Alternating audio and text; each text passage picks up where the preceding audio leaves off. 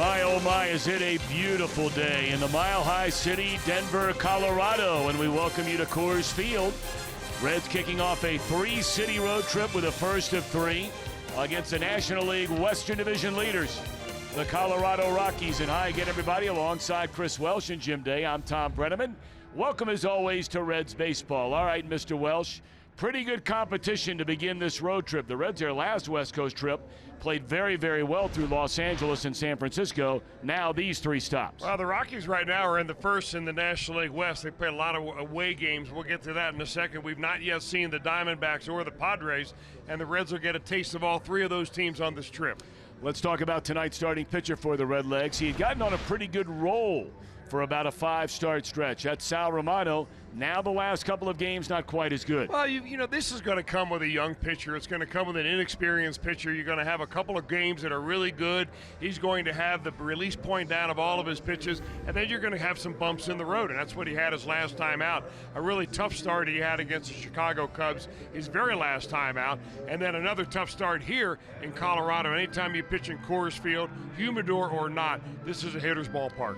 You know, this Rockies team is a very interesting club. Their run differential, they're minus 28. They've already played 32 games on the road, only 18 at home. They've got more wins on the road than they do games at home, which is kind of unusual. It's a team that historically has played very well here in Denver. So maybe when they get it going, they're going to start scoring a lot of runs. But in the meantime, you know, when you've got a minus 28 run differential, that's the kind of success that you're just not going to be able to sustain. Tell you one thing they have done with all these road games is pitch well, and John Gray gets a ball here tonight. Well, the pitching well is kind of leaving John Gray in the back. He's back-to-back their opening day starter. He's a hard-throwing right-hander, and he's getting hit very hard, especially his last two times out on his four-seam fastball. That can be deadly in this ballpark. We'll see if the left-handed hitters in the Reds lineup can figure him out. All right, when we come back, we'll check in with our main man. He's on the third base side, dugout today, and you know who we're talking about, Jim Day. And you know what he's talking about, the Eugenio Suarez. My, oh my, the runs batted in, piling up for the Reds' third baseman.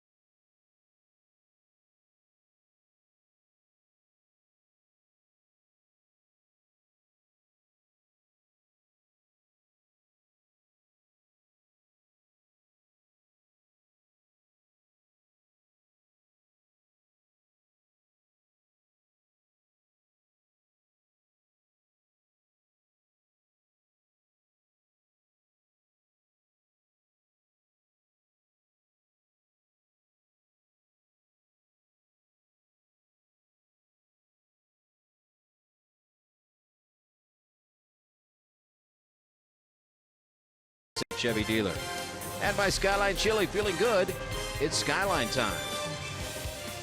Let's hope to get their Rocky Mountain high on. And speaking of riding a high, that would be Eugenio Suarez riding a hot bat, so hot that he is now tied for the National League lead in RBIs, despite being on the disabled list and missing numerous games. Coming off of a series against the Pirates, Reds took 2 out of 3, and Suarez did his part, .333 average, 6 RBIs, including that grand slam, and you better believe that manager Jim Riggleman likes what he sees. You love to get that from a guy who we've put him in the middle of the lineup for the most part. He's a corner player, you know, outstanding third baseman, and he's with the numbers he's putting up and the defense that he plays, I think he's moving himself into one of the more elite players in the league. He's taking advantage of their mistakes, and ultimately that's when we do our damage as hitters, is when they mess up, because you know, they're really good, we're good, but nowadays it seems like everybody's throwing 95 plus, and you know, you might get one good pitch to hit, so you gotta be aggressive and take advantage of it when you get it. Check out our IGS bringing the energy, fewest plate appearances to 38 RBIs with the Reds since 1961. What a season Jerry Lynch had, or beginning to the season. Eric Davis on this list a couple of times, and Suarez 144 plate appearances and 38 runs driven in. Ball's always flying here at Coors Field. You better believe they'll be swinging away tonight. Reds look for back-to-back series victories and hope to get it kicked off tonight. Tom and Chris have the call next.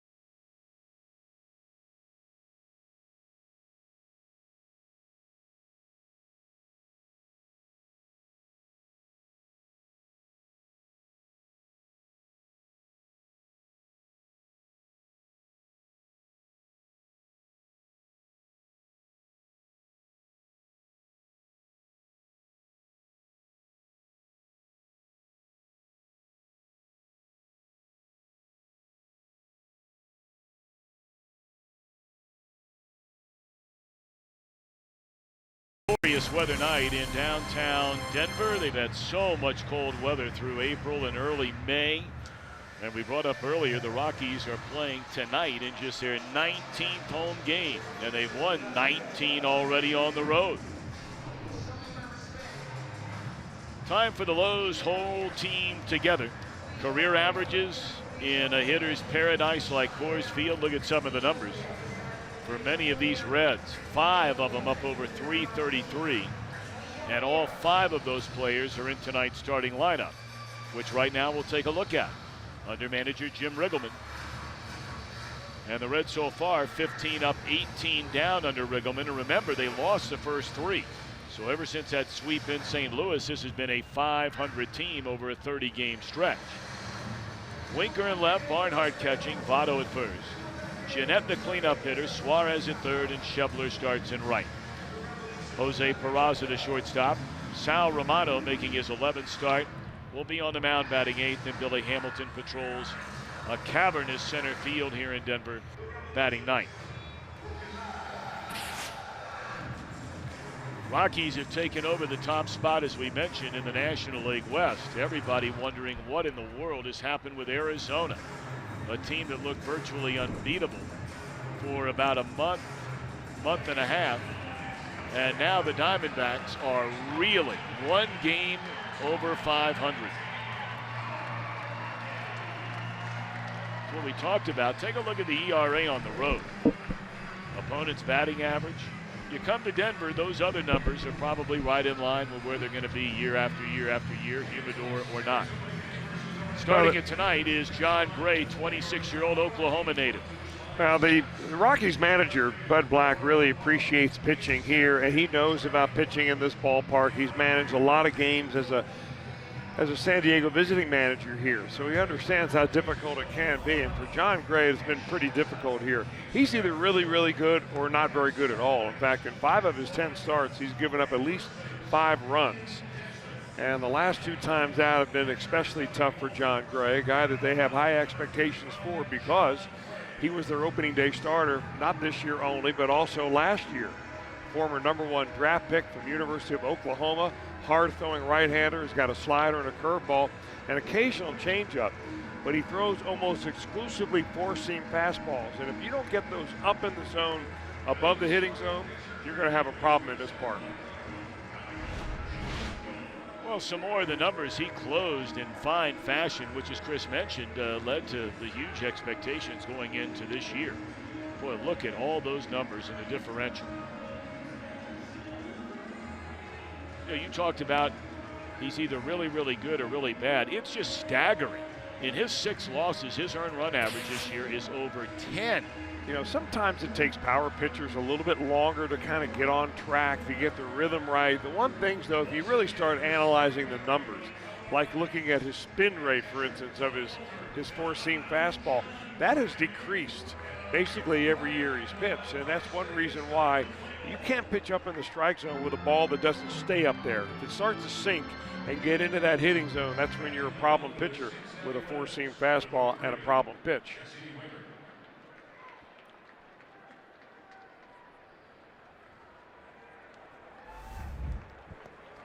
All right, so here we go. First of 3 at Coors Field, mile-high altitude in the upper deck officially.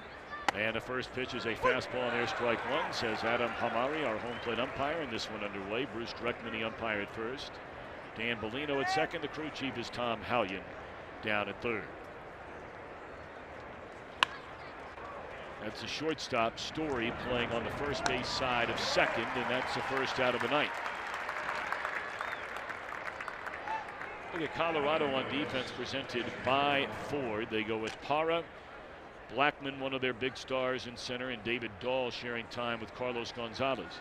Arenado, the star of this team. Story off to a good start. And Valleca playing for the injured DJ LeMahieu. Tony Walters hanging the signs. Here's Tucker Barnhart.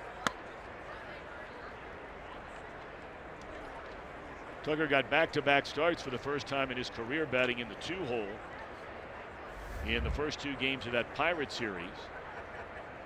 And did very, very well. He had 3 hits, scored 2 runs the first time he played there, and had a hit, scored a run in the second game. He was given the day off yesterday in that 5-4 victory to win the series over the Pirates. And a base hit the other way.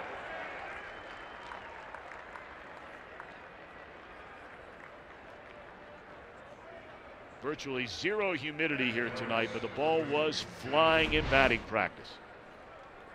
Really nice job by Tucker Barnhart. Interesting, really, that if you're going to shift a guy and have him played against a ground ball that's going to the right side, why would you pitch him down and away? Fed right into what Barnhart wanted to do, which is a ground ball past the third baseman. Joey Votto, and that one is by a diving Story off of his glove, trickles into left center field, and easily going first to third is Barnhart. So the Reds with something brewing here in the opening inning, consecutive 1-out singles.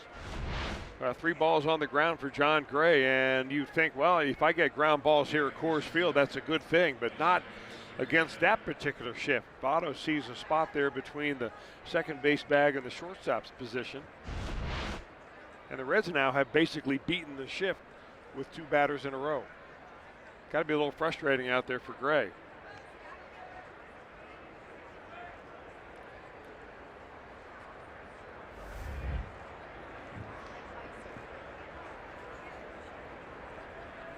Now Scooter Gennett.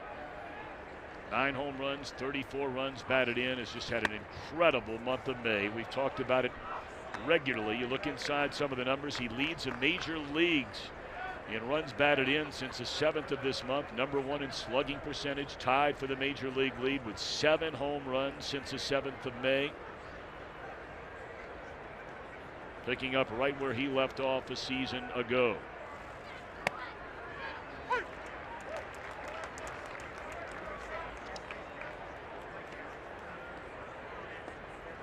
Gennett in his career 4 hits and 6 at-bats against Gray with a run batted in.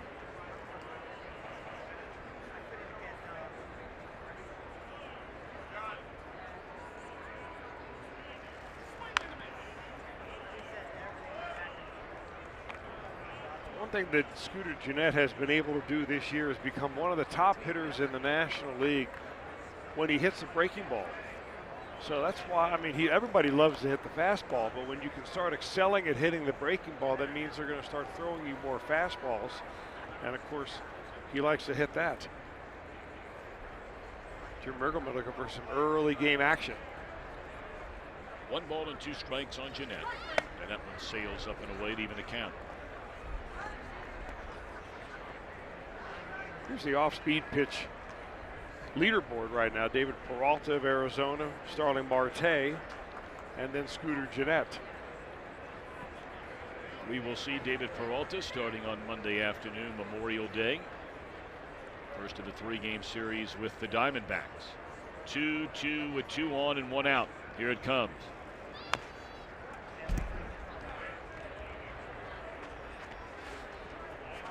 We're starting to talk about in the games he has lost, the earned run average is over 10 runs allowed per 9 innings.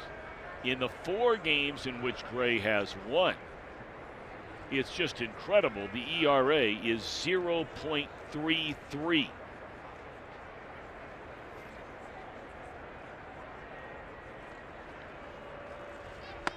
Three balls, 2 strikes. All right, last 2 pitches for Gray have been a breaking ball in the dirt and then a changeup that he misses away.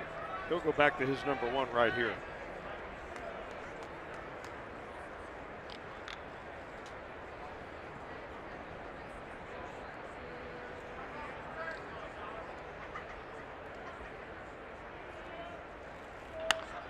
Pull to the right side and a base hit and an RBI for Scooter Gennett. Votto's on his way to third. The throw there is not in time. 3 straight hits, and the Reds have a 1-0 lead here in the first inning. Gennett RBI number 35. Now Gennett's going to inch up on that off-speed leaderboard a little bit. Gray goes to the 3-2 breaking ball. Not bad, but Gennett finds a hole with it, and he finds a solid part of the bat.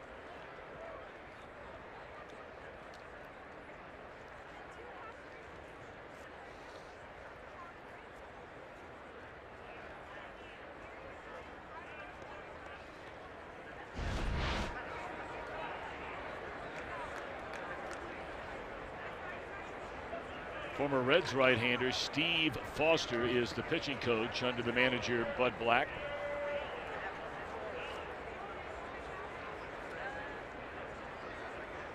Foster played parts of 3 seasons, you may remember, 91, 92, 93 with the Reds. In fact, made his major league debut for Cincinnati back in 91.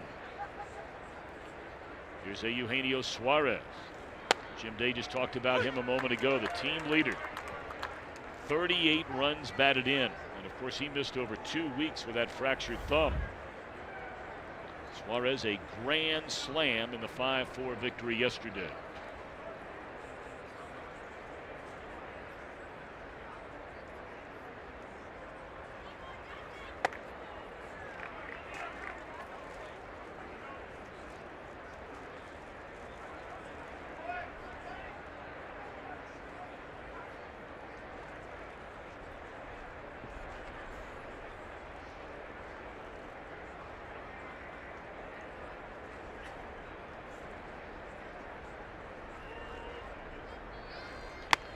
Threw a fastball right by him. Here's that grand slam yesterday.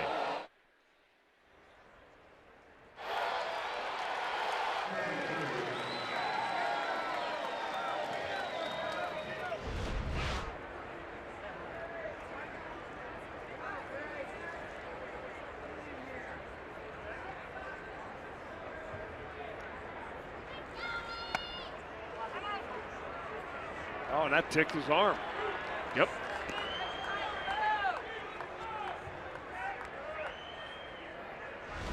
It looked like John Gray had command of this particular at-bat. He got ahead of Suarez 0-1 and 2 and wants to run a fastball up, and it just came inside and got him, just grazed his arm. So now the Reds have more opportunity to put a few on the scoreboard here in the first inning.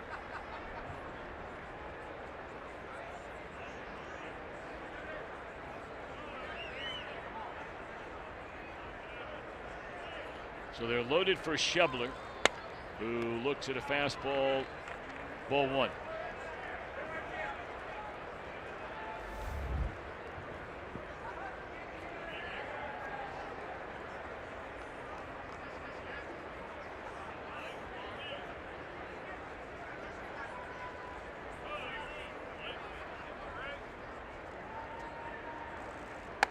Two and 0.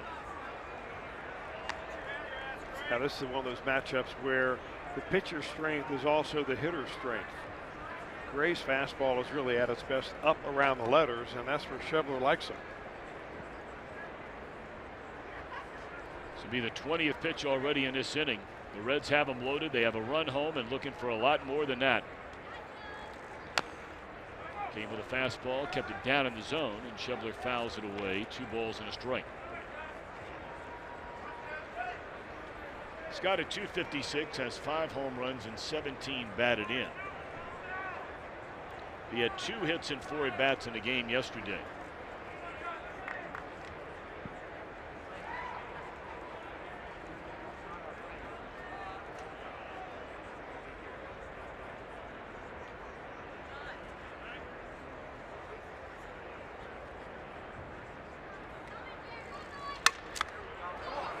Slowly hit. They're only going to get 1. It'll just be the force at second. Votto comes in to score, gives Schebler the run batted in. And the Reds have a 2-run first inning. 2 outs.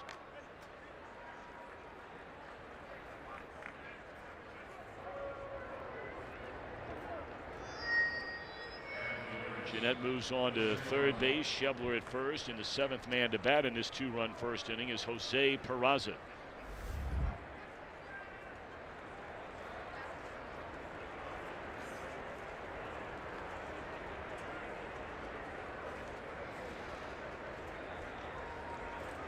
Peraza's average has dipped all the way under 250. He's at 247 coming into play tonight. Down a strike.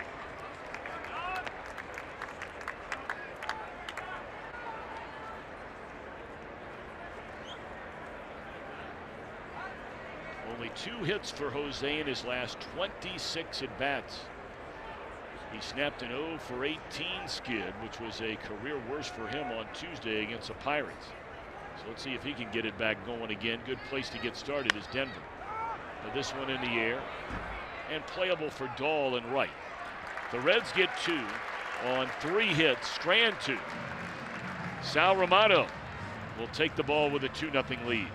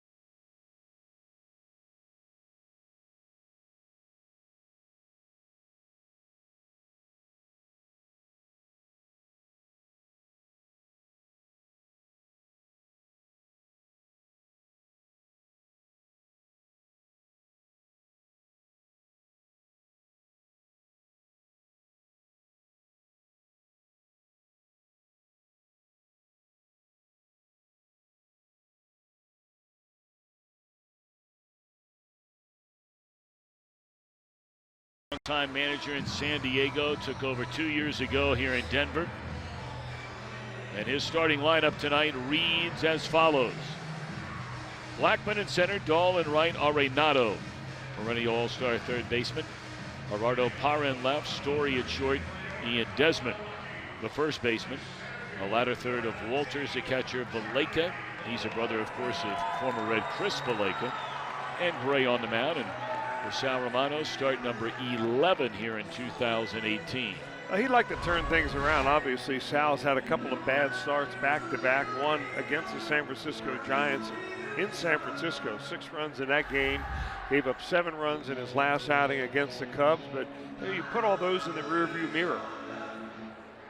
He's pitched out here in Coors Field before. He did a nice job. In fact, he picked up a win out here. So we'll see if he can't get these familiar surroundings to work in his favor. Already has a 2-0 lead.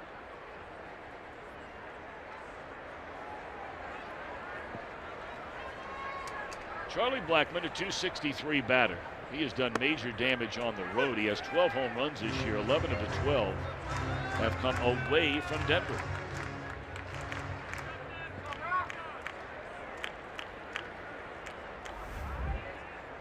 .23 batted in for Blackman. He fouls it away in 2 quick strikes. Blackman, if you remember, was one of the pioneers of the bearded look. I mean, he's been wearing that same look now for about 5 or 6 years, long before it became almost a standard for major league players.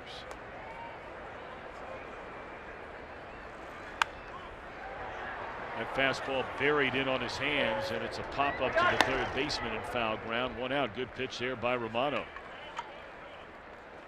Look at the Reds on defense, presented by Ford. Winker, Hamilton, Schebler, left, center, and right. Regular group along the infield, Suarez, Peraza, Jeanette, and Votto, and Tucker Barnhart hanging the signs. This is the second career start for Romano against the Colorado Rockies, and both of them have been here at Coors Field. His other was in July of last season, 5 innings, 6 hits. He only gave up 2 runs. He struck out 6 in that game, so at least the one start he's had here was a pretty good one.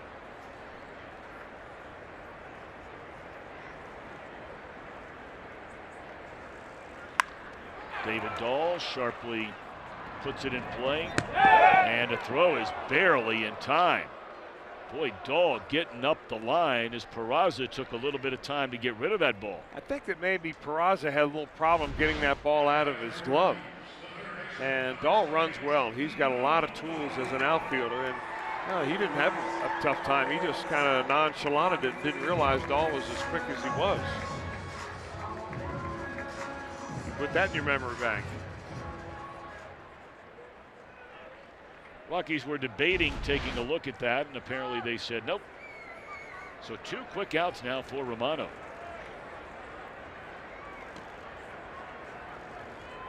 Arenado, 317 overall, but in this ballpark, a 391 batter.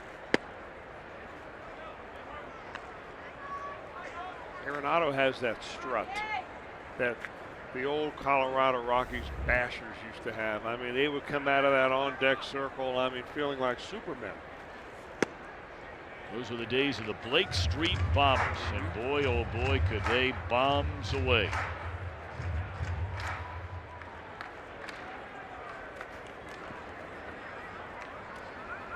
And that was long before the humidor arrived here in Denver. Drive deep into right center field. Hamilton giving chase, and that one will sail out of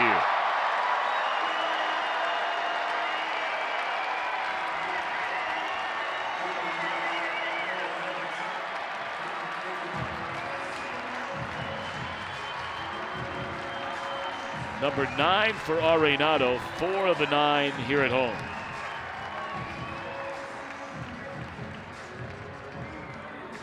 And that makes it a 2-1 game.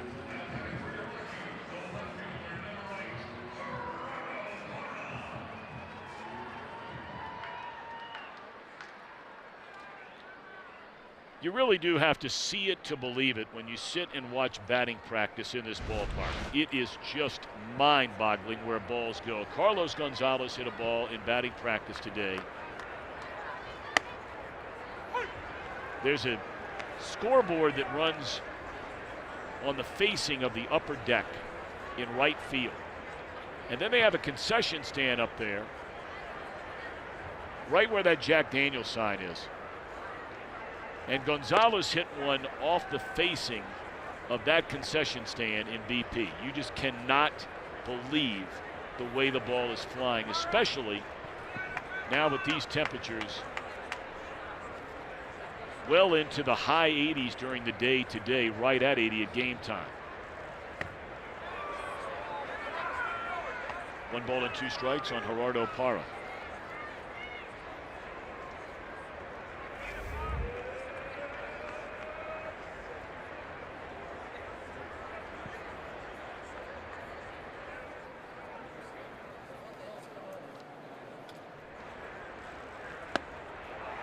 And Pereira is gone swinging. A solo home run by Arenado. It's a 2-1 game at the end of 1 in Denver.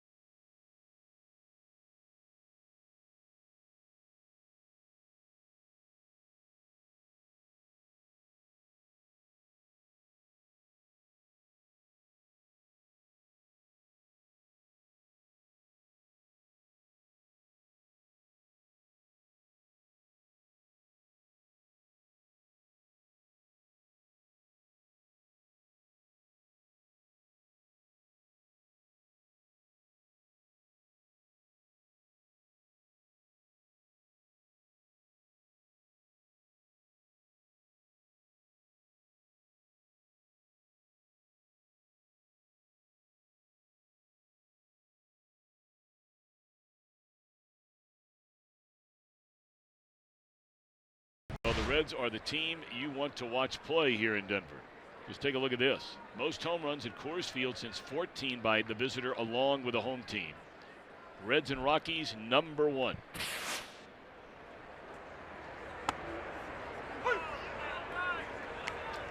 One solo home run in the game already today. Arenado in the first.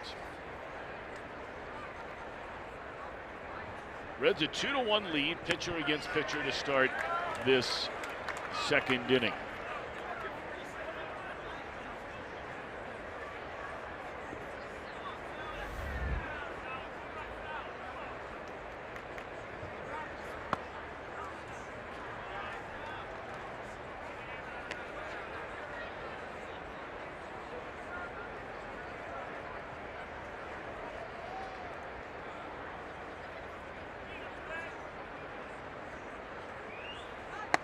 Strike 3 called, and Romano knew it. 1 away.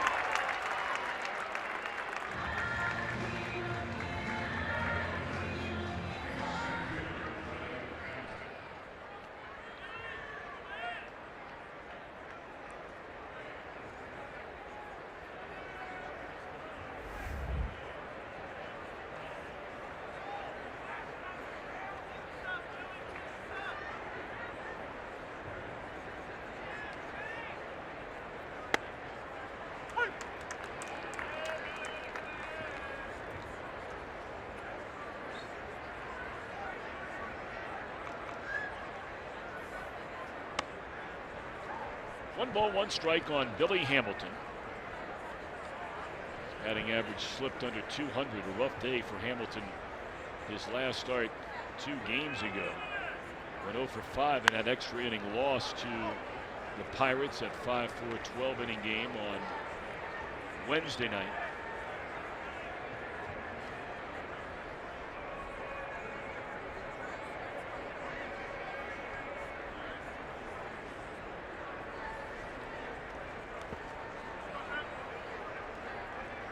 A lot of off-speed pitches, really more so than I would have expected to see out of John Gray so far.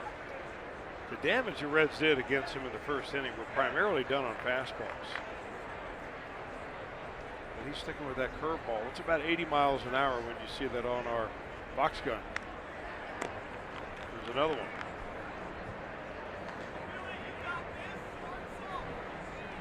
He throws his fastball up there the last couple of starts for John Gray. It has been feasting time for the opposition. A .520 opponent batting average.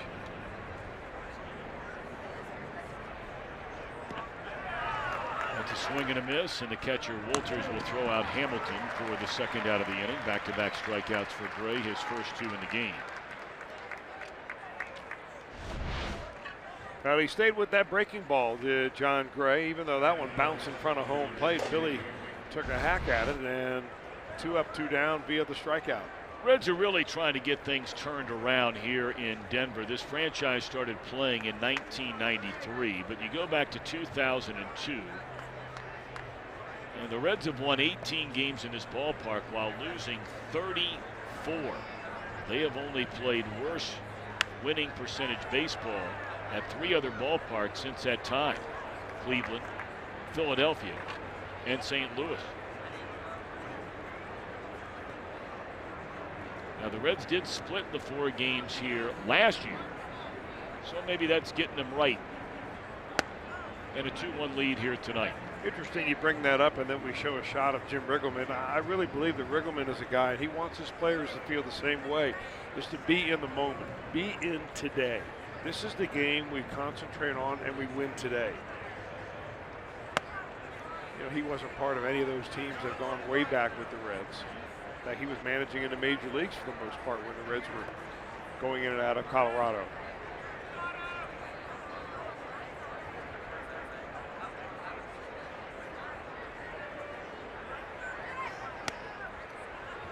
Three balls and a strike.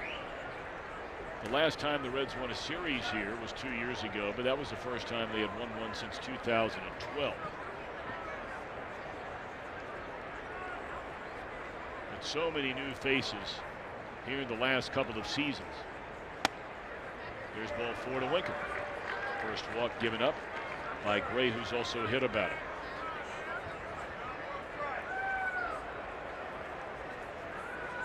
I'm really surprised that, you know, now John Gray's been a full-time starter for the Rockies. This is his 3rd season of doing that. He's only 26 years old, but I'm a little surprised that for a guy that pitches in Coors Field half his starts, that when he goes down in the zone with that fastball, that he does not use a 2-seamer. It's all 4-seam action. And you're simply not going to get the downward movement that you will on a 2-seamer.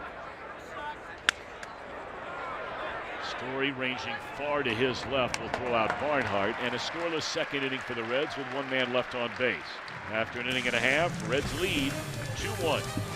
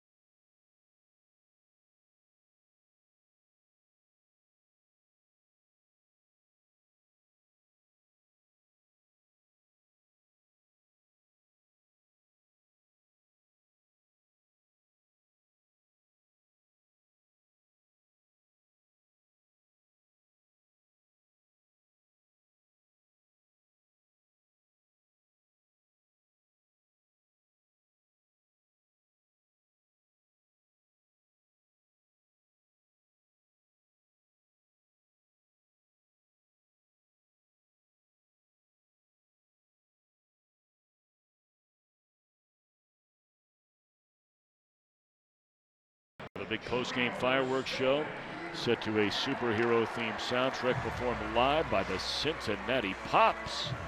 All thanks to Delta Airlines. For tickets, visit Reds.com.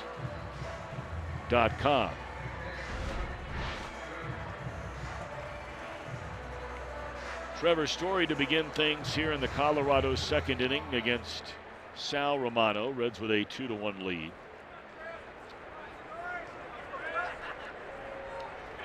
Story, 25 years old. Was all the rage in 2016 when he came up and in 97 games knocked in 72 runs, had 27 home runs. But then last year, his first full season in the major leagues, the batting average slipped nearly 40 points. He struck out 40% of his at-bats. Struck out almost 200 times. Fly ball to right, and that's a Sun field here. Schebler staying with it all the way, one away.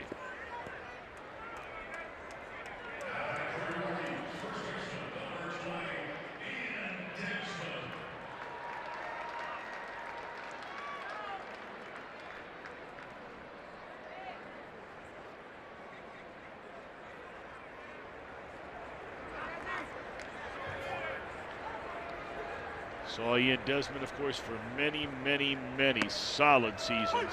Really good years he had for the Washington Nationals going back to 2009. Spent 1 year in Texas, had a good year there. It earned him a contract here in Colorado last season, played 95 games.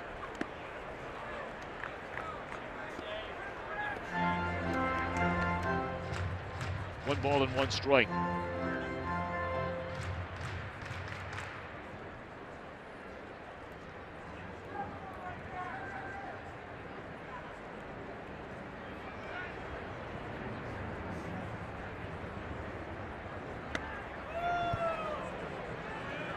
Ian Desmond this year is on that list, and he's always seems to be right there on it, Tom, especially in the last few years when he struggled. The list you don't want to be on nowadays, which is more ground balls than fly balls. Everybody's talking about lifting the ball in the air. Desmond is still a prolific ground ball hitter.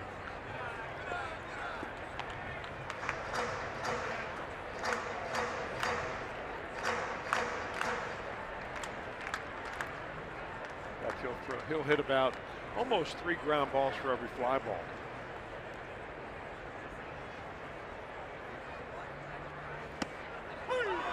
Strike 3 called on the outside corner. Desmond disagrees with Adam Hamari, but that's his second strikeout of the night for Sal Romano. Good looking pitch right here. I mean, you can't paint it out there any better than Romano pitches pitch number 5 right on the block on the knees. And with some downward action too. I mean, that's the one thing that I think Romano has going for him when he pitches here at Coors Field. He does 2 things very well. One is he pitches left-handers inside.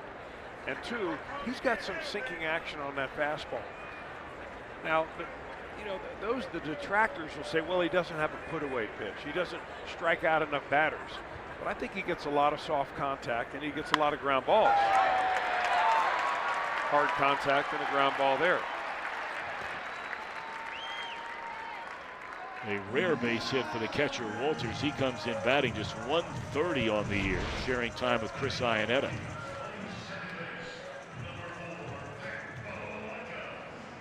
Here's another guy struggling with a bat, Pat Vallejo. We mentioned he's filling in for DJ LeMahieu. They're not sure how long he's going to be out.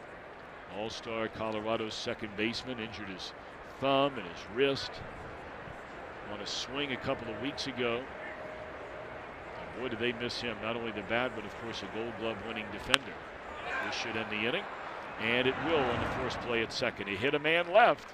End of 2. Reds 2, Rockies 1.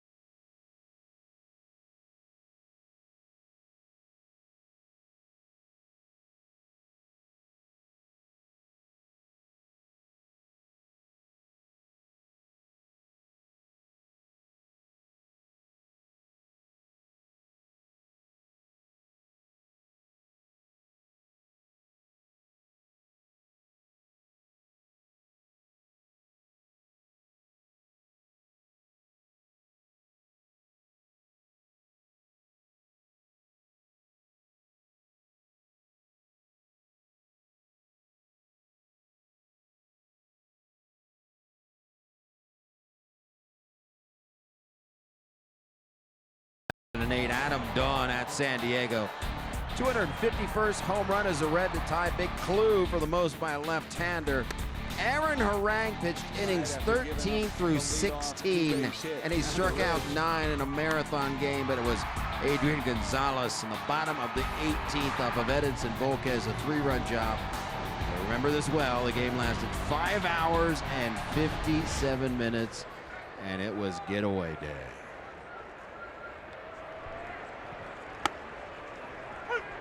Ah, yes, nothing like that on the getaway day. A cool 6-hour game. Does it get any better than that? Actually, it was a great game to watch. If you remember, really, the repercussions of that game were long, long lasting because it seemed like Aaron Harang just never really pitched as well after that. And Dusty Baker came under a tremendous amount of criticism for putting him in the game and leaving him out there that long, even though Votto's 2 for 2. Votto shoots one off the left field wall, and that's a 2-base hit for Joey. 2 for 2 tonight. Even though Harang never really puts any blame at all on Dusty Baker. No, he didn't.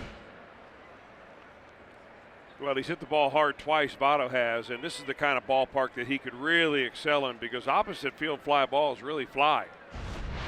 Now when he hits it over the head of Gerardo Parra, the Reds are in business now with a man in scoring position, nobody out.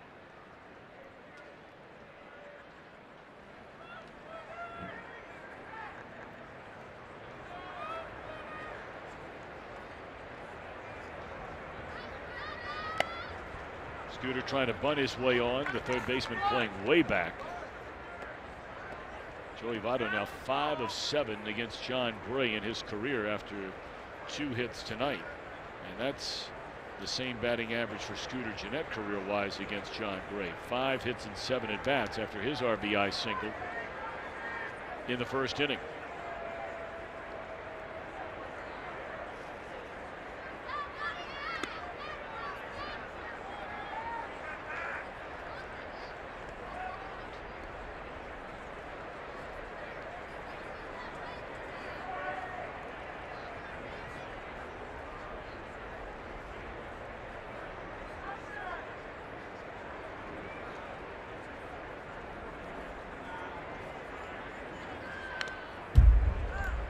One ball and 2 strikes on Scooter.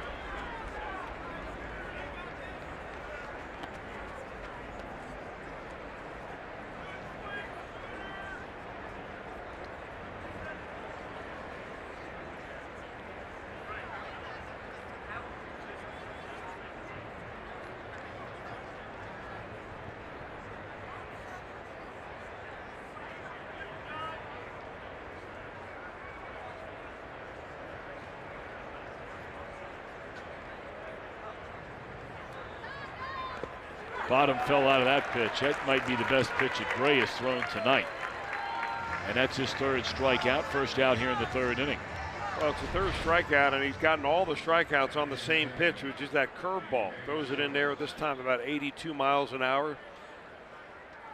And the ball just drops right off the table. Good play there by Tony Walters, keeping that one in front of him. Votto at second, 1 out. And here's Suarez, who is nicked on a pitch inside his first time up.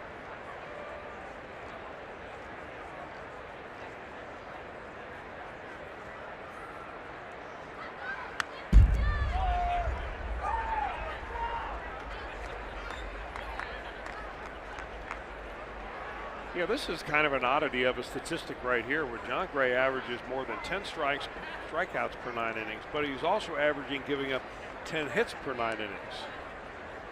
No one's ever done that for an entire season. He's got good control. He only averages about 2 walks every 9 innings. So they're scratching their head here in Colorado, wondering why he's getting hit.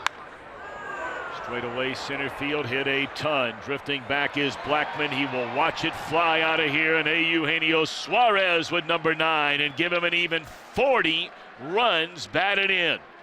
And the Reds now lead it 4-1.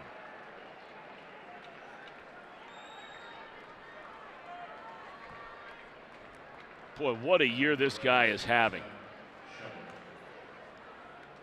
Missed 2+ weeks with a fractured thumb. Well, a fastball up, and they were keeping the fastball right on Suarez because in his first at bat, Gray threw one by Suarez. And he does what Don Long tells him to do, which is use the big part of the ballpark. 429 feet for that home run off a fastball. That's the 7th hit against Gray so far this year, and opponents are batting almost 290 against this guy. And there's a sharp grounder, but played by Valleca. From his knees, he'll throw out Shovel. Two gone. You know, Tom, hitters have ways of picking up different pitches off pitchers based on where the release point is. I remember Tony Gwynn pulled me aside one day and said, you know, I've got my eyes are so good that I can see if a pitcher is maybe even only an inch or two higher on his release point with a breaking ball than he is a fastball. And if you really do some digging around, you can find that John Gray has the same thing going for him right now. His arm slot on his fastball is lower than it is on a breaking ball. So the hitter may not understand what he's seeing, but he's seeing something different. And when he sees that low arm, here comes the heater. And that could be one explanation why John Gray is struggling with that fastball. Interesting.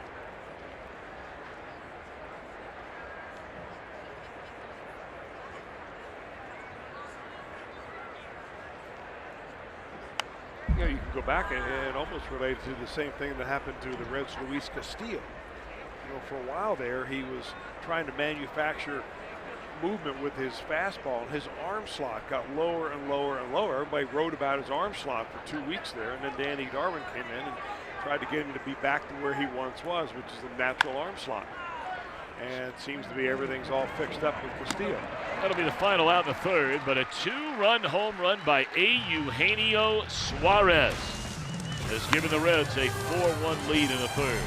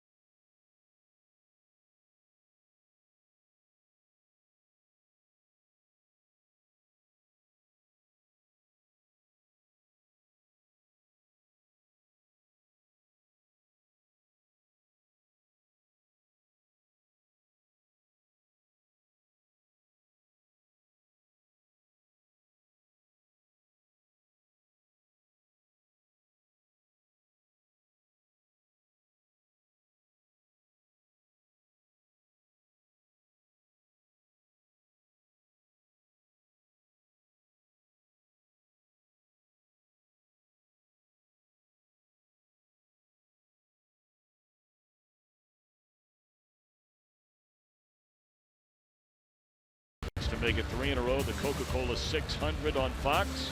It all begins at 5:30 Eastern, or you can stream it live on Fox Sports Go. Of course, this weekend is Memorial Day weekend, and we certainly ask those of you, whether you're working, you're spending time with friends, family, whatever the case may be, quietly remember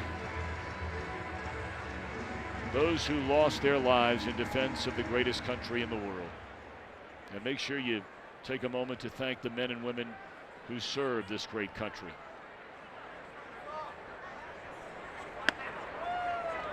We'll be thinking about them all weekend long, and those who lost loved ones. John Gray to lead things off.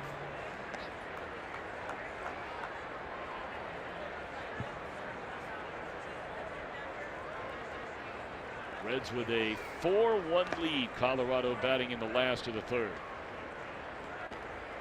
Blackman to follow, and then David Dahl, the right fielder. Only run against Romano, a solo home run in the opening inning by Nolan Arenado.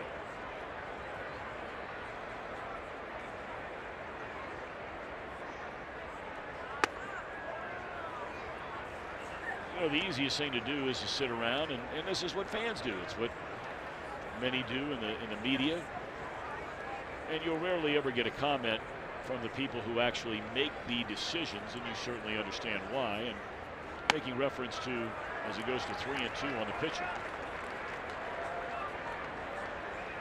We talked earlier about the start of Anthony DeSclafani. It was not a good one in the minor leagues, not good by any stretch of the imagination. Gave up 6 runs, 3 home runs.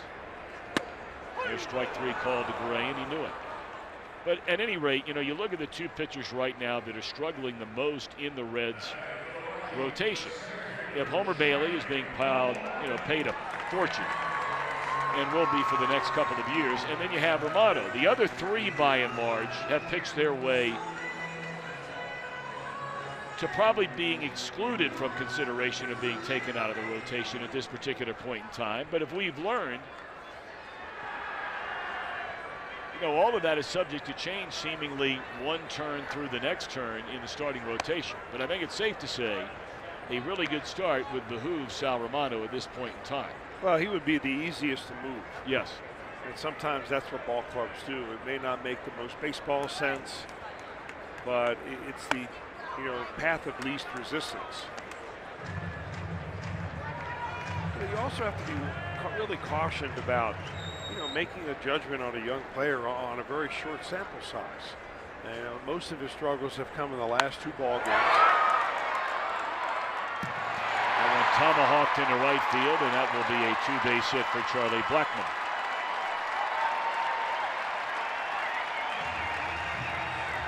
But I think overall you're right. That this is an outing that I think that he's really needs to kind of, you know, bow his neck a little bit, get out there and get it done. Blackmon's just a good player. He's an exciting leadoff guy because he gives you that element of a possible home run.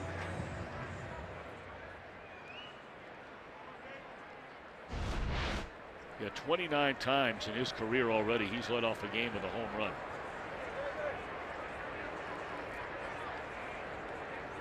So here's Dahl, who grounded out to Peraza his first time up. Runner at second, 1 out. We're in the bottom of the third.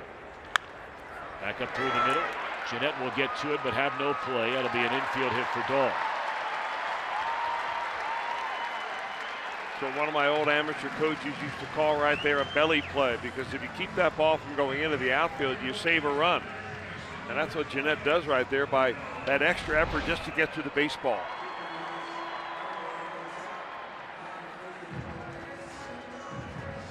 I mean, how many times have you seen infielders get over there and they just kind of wave at that ball as it goes under their glove and into the outfield? Here comes a run around to score. Now you still have a chance of getting out of the inning, especially if you're Romano with a ground ball, but you're facing an awfully tough hitter, the best of the bunch here for the Rockies. There is zero debate about that. He's reached base safely now in 32 of his last 33 games. He hit the home run to deep right center field in the first inning, his only at bat tonight.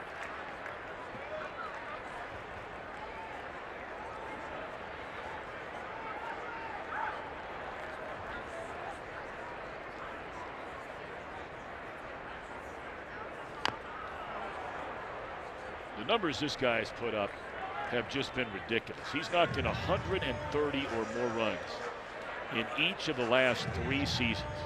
40 or more doubles in 2 of the 3. His home run total the last 3 years, 42, 41, 37, and a career 290 batter.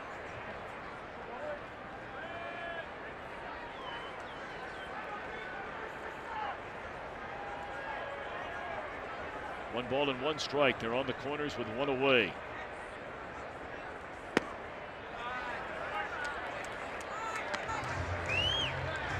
Arenado grew up in Lake Forest, California.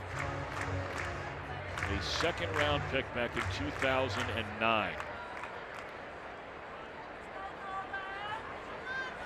First infielder in Major League history to start a career winning 5 straight Gold Gloves, so he does it with a bat and is considered the best defensive third baseman in baseball. 2-1 pitch. Fastball off the outside corner, didn't miss by much.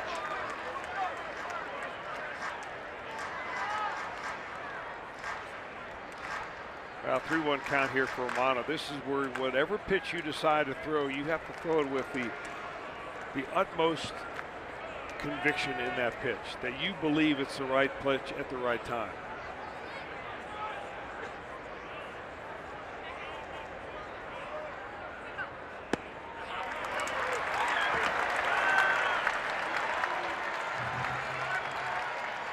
Double single walk to load him up with 1 away. First walk issued by Sal tonight. And here's Gerardo Parra, who struck out his first time up.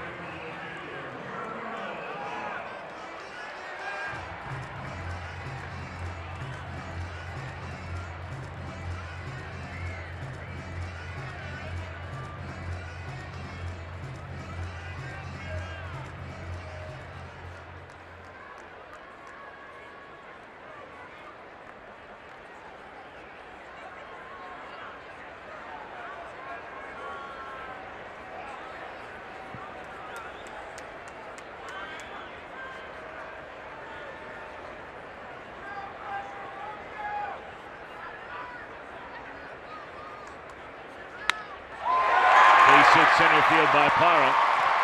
1 run scores, 2 runs will score, and the runner is in a rundown. And boy, the Reds could not have boxed that worse if they tried. Suarez had the runner between second and third and threw across the diamond when he saw the runner caught between first and second base. I don't understand what happened at all. It made the Rockies look like a couple of magicians on the base paths. Reds will look at the scoreboard to see if they can figure it out. First things first, first pitch fastball, line back through the box for 2. And that's Arenado that is going into third base. But for some reason, when Suarez throws the ball to second base, over to first to get the runner, he doesn't get back to the bag in time. So when there's a play back there, I mean, they have Arenado. Maybe Suarez didn't feel that Peraza was there at the right spot at second base to be able to get Arenado. But that was I guess if there is such a thing as a defensive toot-bland, there it is. It's a single, 2 runs batted in for Parra. And it's a 1-run game. Runners at second and third, still only 1 out in the inning. 4 straight have reached against Romano after he struck out Gray to begin the inning.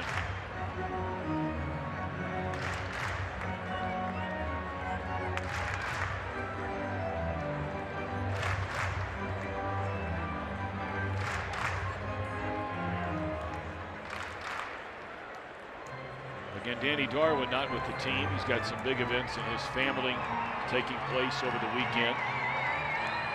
So Ted Power, normally the bullpen coach, is the acting pitching coach in Danny Darwin's absence. Yeah, Power's a good pitching coach. He gets along great with these guys. He understands pitching, obviously. He was a long-time pitching coach down in the minor leagues, I think, for 8 or 9 years at AAA level. He's a valuable guy to have on your ball club.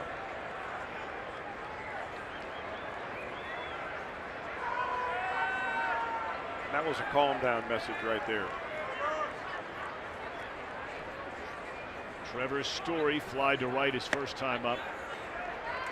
2 balls and no strikes. Well, you were talking about Story, Tom, about how his batting average really tumbled from his first year from 272 down to 239, then to 240 this year. I don't think you're ever going to see this guy hit over 260 again. I mean, he is all about hitting home run. Big swings, RBIs. Well, he struck out almost 200 times last year.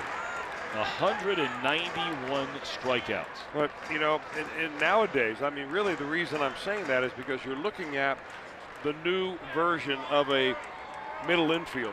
Excuse me real quick, they're going to intentionally walk him. They make all the plays, he makes all the plays on defense. But he realizes there's no money in hitting 300. There's a lot more money hitting home runs and driving runs in, and that's basically where it has evolved. All right, Romano now with the bases loaded to face Ian Desmond. Reds clinging to a 1-run lead.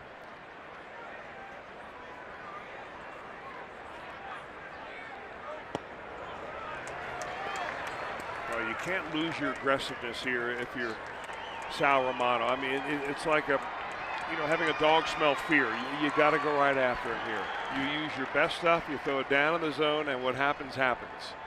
But don't be timid on the corners.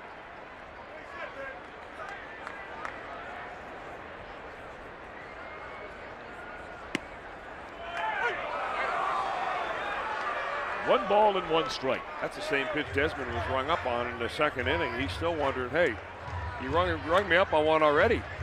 That pitch is down. We'll take another look.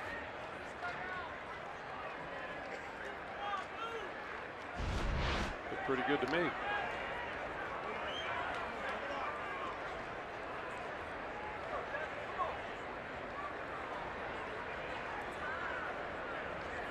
Bases loaded for Colorado. Arenado, Parra, and Story aboard with 1 out, 1-1 pitch. Tapper foul.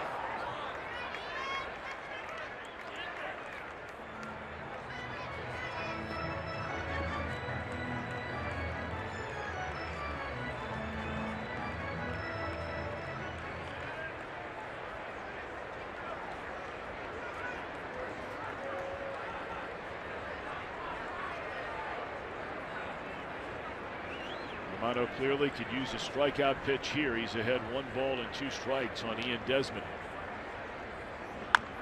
Slow roller, they'll come to the plate and get the force out there. That prevents the tying run from scoring. They're loaded with 2 outs.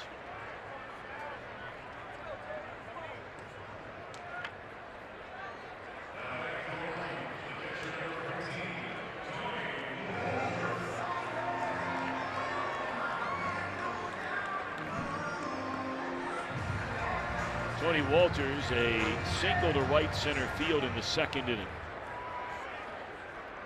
Well, we brought up earlier, this guy came in batting 130. This is an out Romano needs to have right here and right now to maintain this 4-3 lead.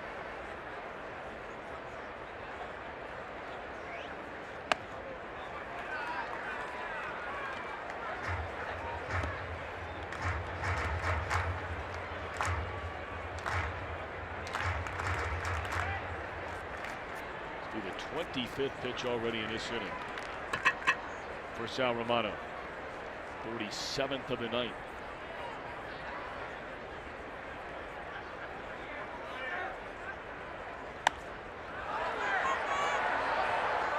In the air, Barnhart over near the dugout and runs out of room.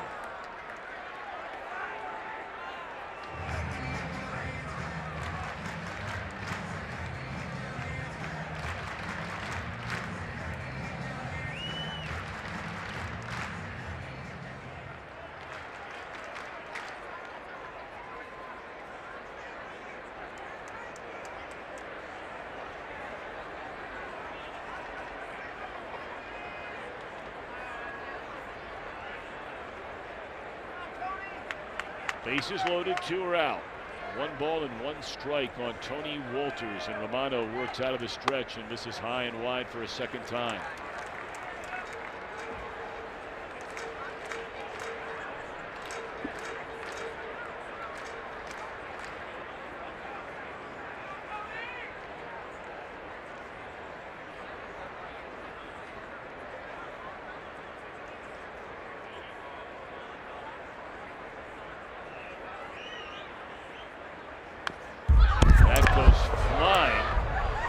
Thankfully, the screen is there, because that was headed for that young lady sitting in the very last seat before the dugout railing.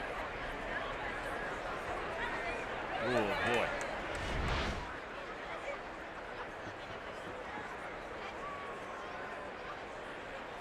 And that security guard had to get out of the way. Helmet on down there, thankfully.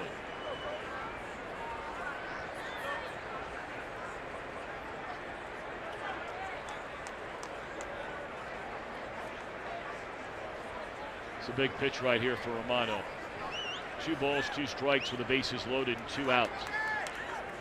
Well, that's the 3rd time he's thrown that same pitch in this at bat, and it has been nowhere near the strike zone. Yeah, just kind of spinning it up there, really not finishing it, kind of trying to just almost lay it in there. Throwing darts with it is another way of putting it. 3-2 count now, you've got to throw a strike. Runners will get started. This could be the biggest pitch of the night for Romano.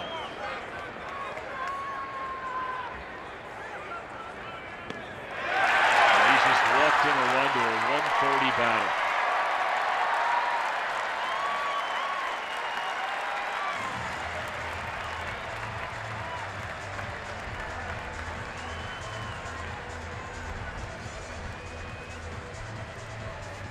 Four game.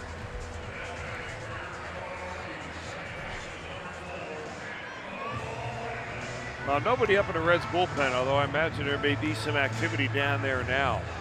You know, Jim Riggleman comes in here and you're thinking he's been here before. He's seen these kind of weekends where it's hot and it's dry and the ball flies. The last thing you want to do is burn up your bullpen in the first night.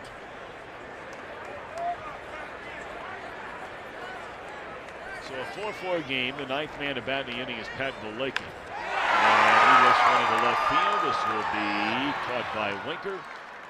The Rockies tie the game. Coming up with 3 in the inning. 4-4 our score.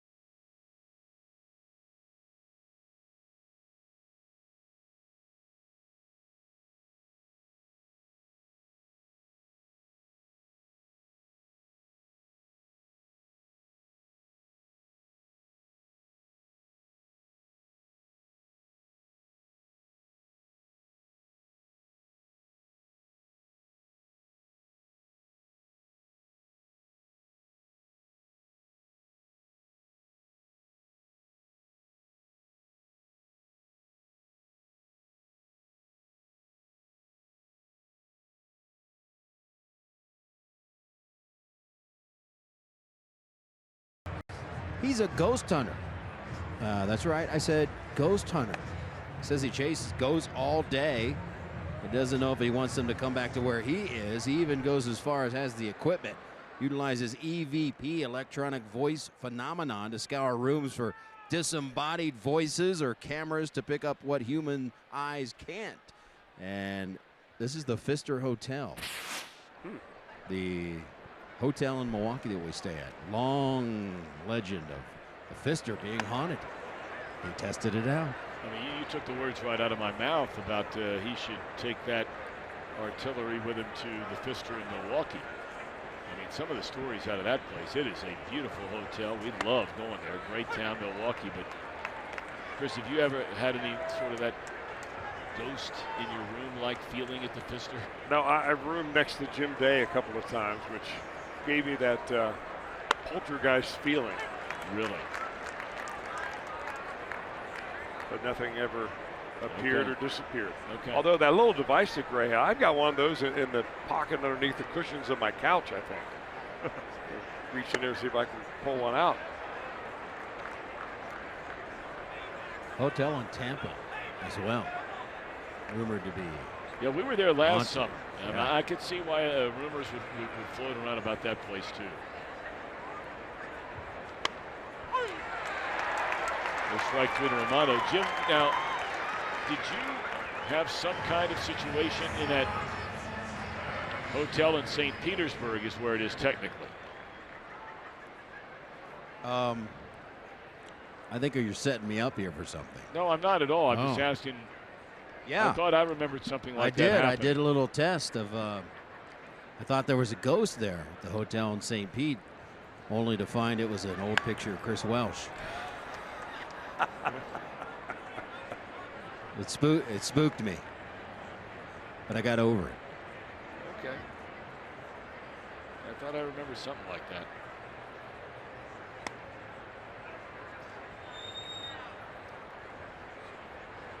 Here's Billy Hamilton with one out in the Reds' fourth inning of a 4-4 affair.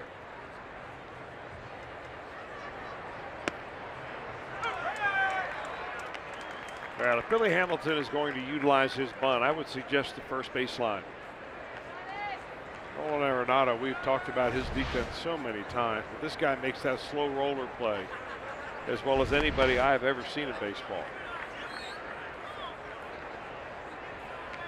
Last time on the same count, Hamilton chased a breaking ball in the dirt.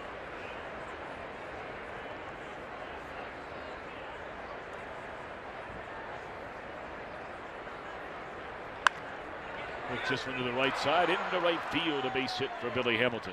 So now let the games begin. Hamilton 8 stolen bases in 10 attempts so far this year.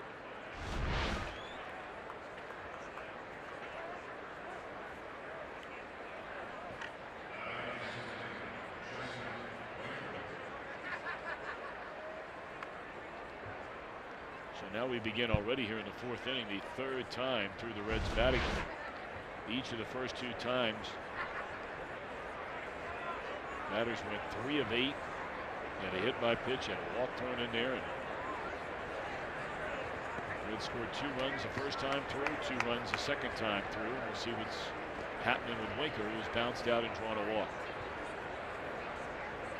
Well, Gray has pitched from the stretch in every inning tonight, which really shouldn't bother him all that much, you wouldn't think, because his full windup is very similar to his stretch position windup.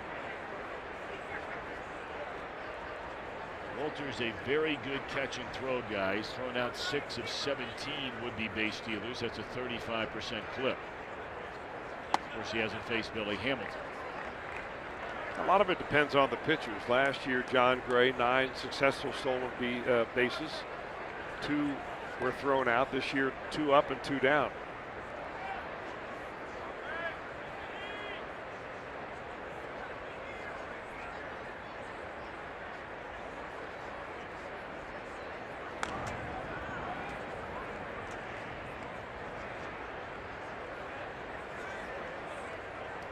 This is where if you're Jesse Winker, you're thinking, you know, I got a lot better chance of getting fastball right here with Billy Hamilton on base.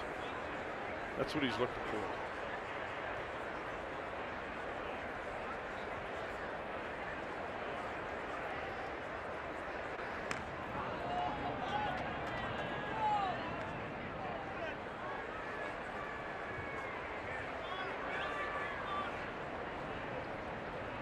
So that's the A move.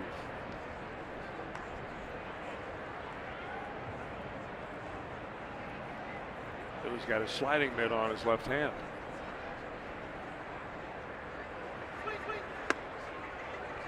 Two 2-0 on Winker.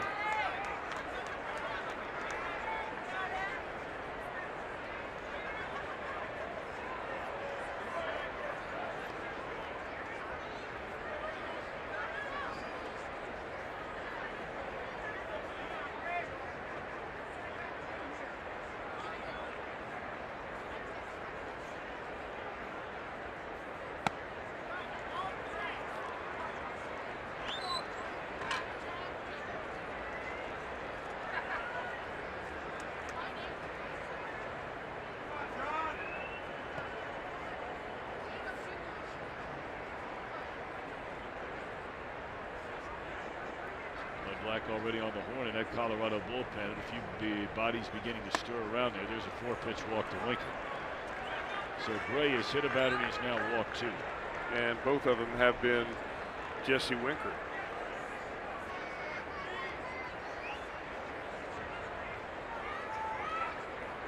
Bud Black was an excellent pitcher back in his playing career.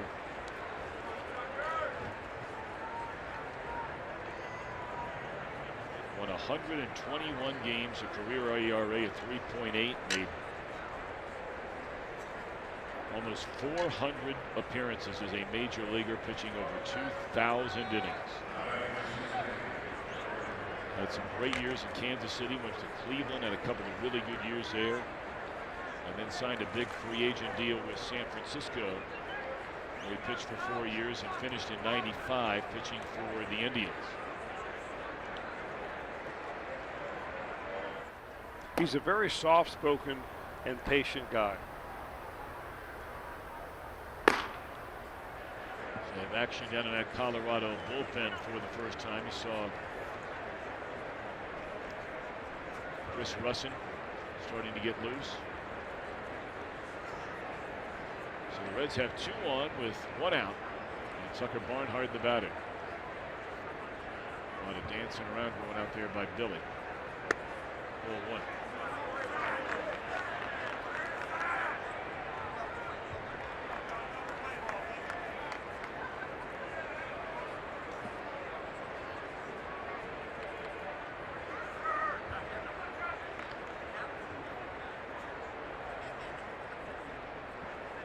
There goes Hamilton, and no throw down to third, so Billy steals third. That's his 9th stolen base of the year in 11 attempts. The trail runner did not run.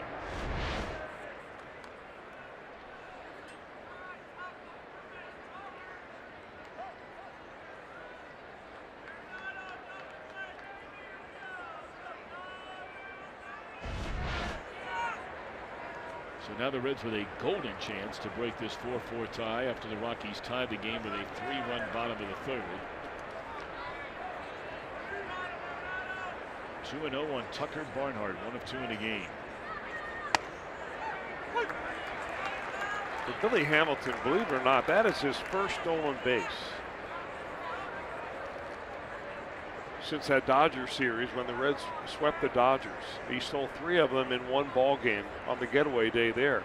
Before that, you've got to go all the way back to April the 23rd to find his previous stolen base. He's having a hard time getting on base. We talked about going just 2 for 19 as a batter on the just completed homestand. 2 out of 19, and he's not walking much. And then before the 24th of April, you've got to go back to the 10th of April, when he was stealing them a little bit more regularly.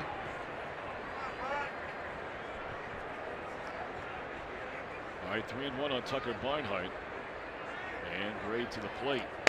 Swing and a miss. 3-2.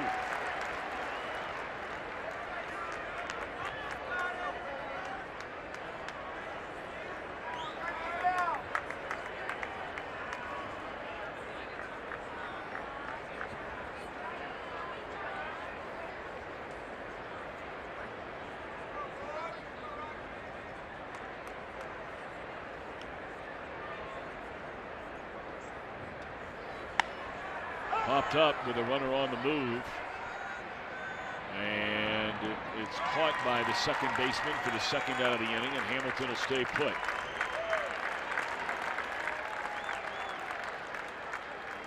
So now up to Joey Votto if the Reds are going to break this 4-4 tie.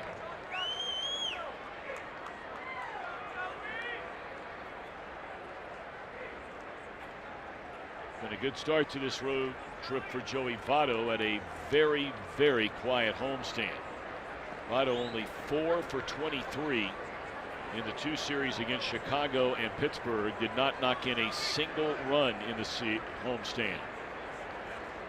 But a single and a double, 2 scored here tonight. And he pops it up. And ball's in the air a long time for Valleca. And the Red strand runners at first and third. We're tied at 4 in inning 4.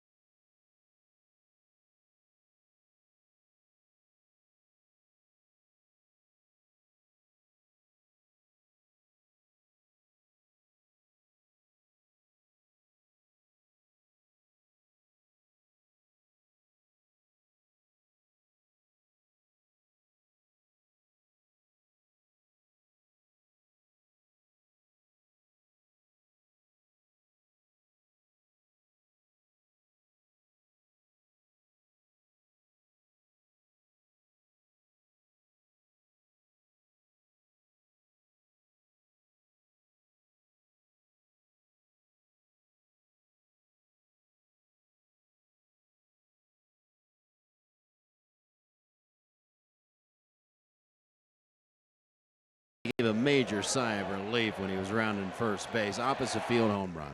And he went straight down the tunnel because he knew his teammates were going to give him the silent treatment. In fact, Sal Romano takes it a step further. The psych job. Oh, not cool at all. I asked Winker about it. I knew my first career home run that they'd probably do something. So I kind of planned for that one. But yesterday I just saw him. I just ran down the tunnel. I was like, all right. It was funny, though. Romano give you the psych job. That was not cool at all. Yeah, I mean, it's unoriginal, though, because that one was pulled on me last year, too, by Scooter. So, you know, maybe next time he could come up with some of his own material. I love the silent treatment in baseball.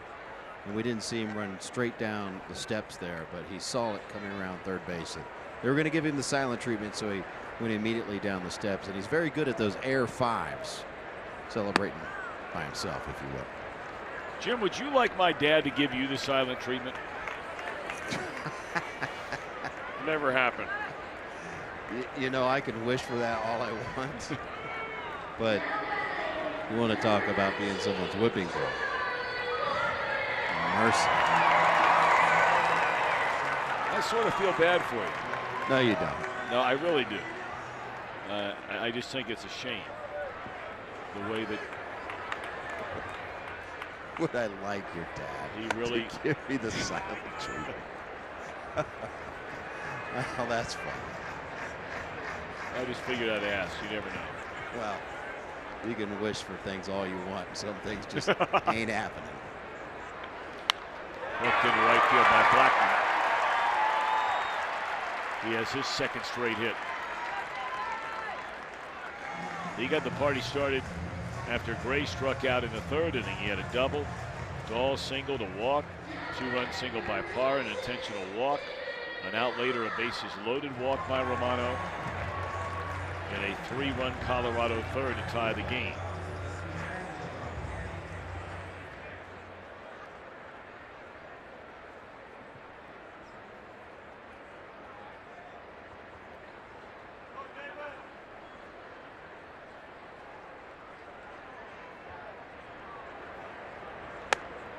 Dahl grounded to the shortstop his first time up, nearly beat it out for an infield hit, and then he did have an infield hit on a ball that Scooter Gennett just had to dive for, and the way Dahl runs, no chance to throw him out.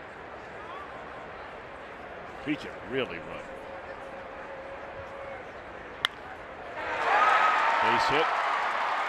And Blackman makes a turn. He's on his way to third, and here come the Rockies again.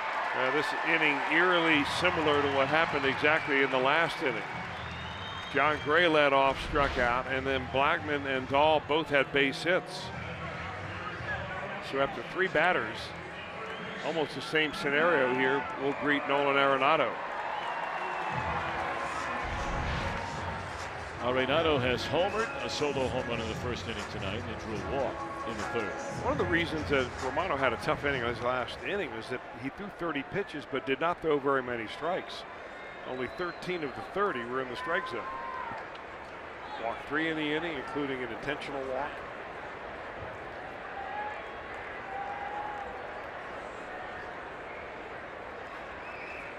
You know, we brought up earlier about Arenado knocking in 130 or more runs in each of the last 3 seasons.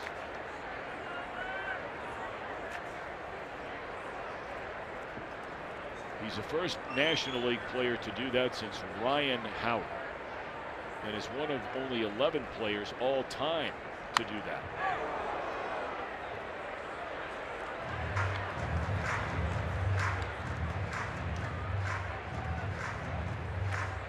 He's the only third baseman in the history of baseball to have 3 seasons with 80 or more extra base hits. I mean, the numbers are just staggering. You talk about Coors Field, whatever you want. This guy is a player. 1-1 pitch.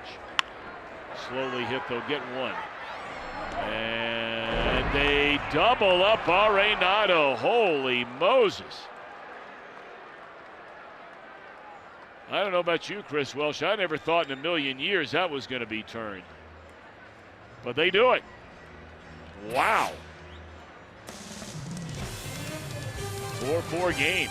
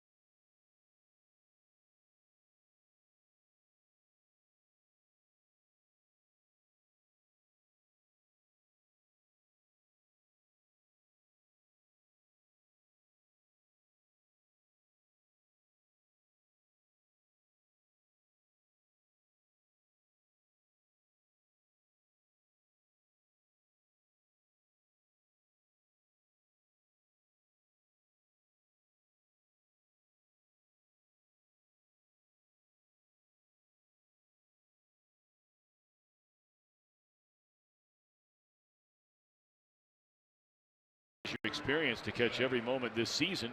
Download MLB at Bat today.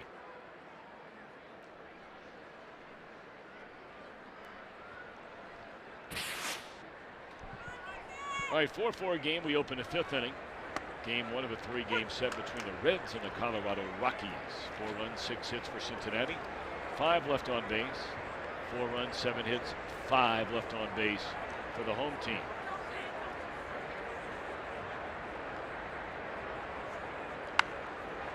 Scooter Gennett to be followed by Eugenio Suarez and Scott Shepard. Scooter, a run-scoring single in the 1st inning, struck out in the 2nd, or in the 3rd inning, his 2nd trip to the plate.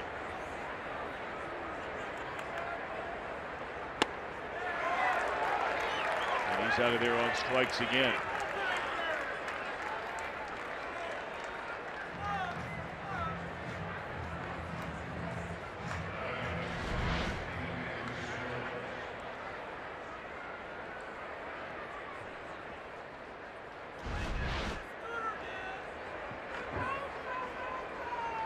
Strikeouts in the game for Gray. And here's Suarez. Hit by a pitch in the 1st inning. 2-run home run to center field in the 3rd. It's now 9 home runs and even 40, a team best. Knocked in by Suarez.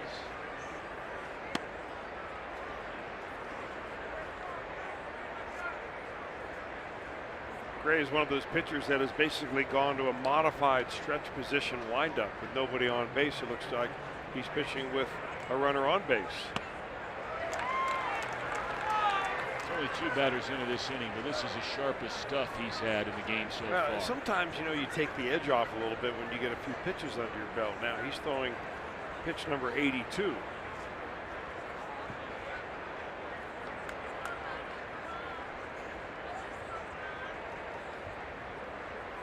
The only thing that windup does is that when you do have a runner at 3rd base or a runner on base, you have to tell the umpires, you know, I'm pitching out of the stretch or I'm pitching out of the full windup. Otherwise, you could be called for a balk.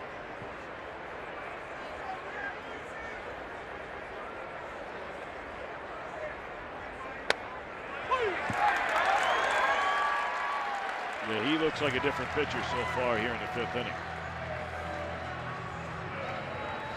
Now, it could be the fact that his team gave him a few runs to tie this game up, and he feels like he's got new life out there. That was a changeup that he threw down and into Suarez. That's a dandy pitch.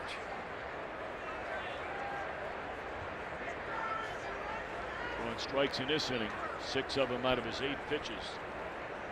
Struck out back-to-back hitters, and here's Shevlin. Strike one.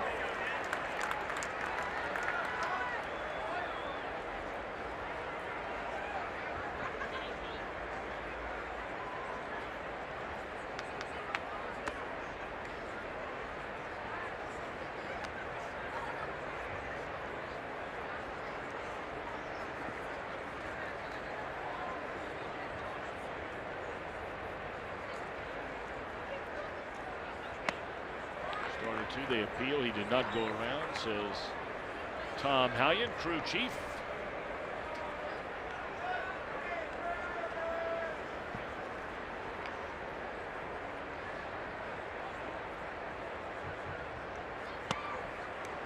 Rockies coming into this series a half game better than Arizona for the top spot in the National League's Western Division.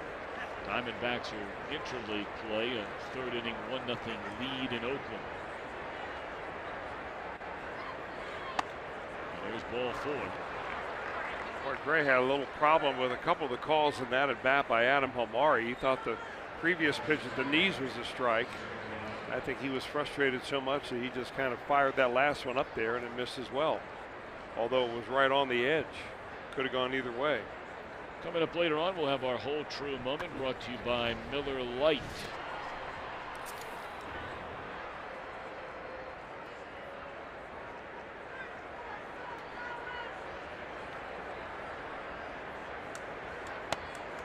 Two outs, runner at first for Jose Peraza, who's 0 for 2, is popped to short right and grounded out to the shortstop.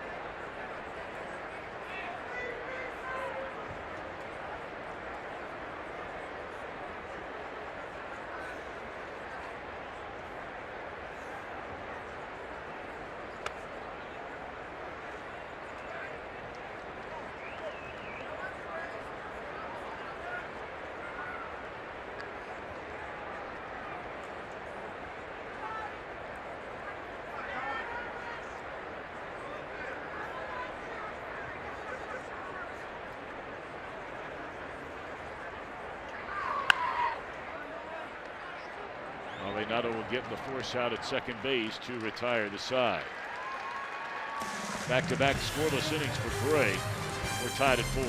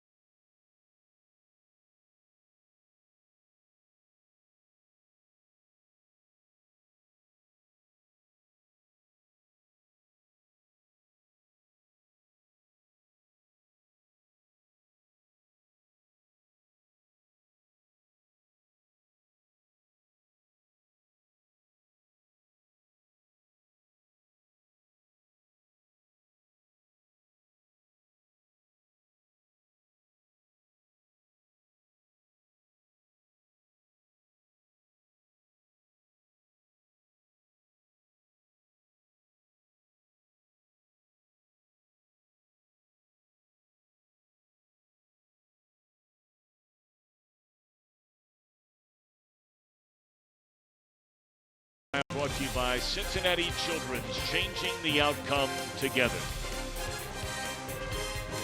And by your local Ford dealer, Ford. Go further. Still snow caps atop the Rocky Mountains to the west of Denver. Beautiful. Just about anywhere you're walking around downtown Denver, surrounding areas, Rockies and those white caps always within clear view.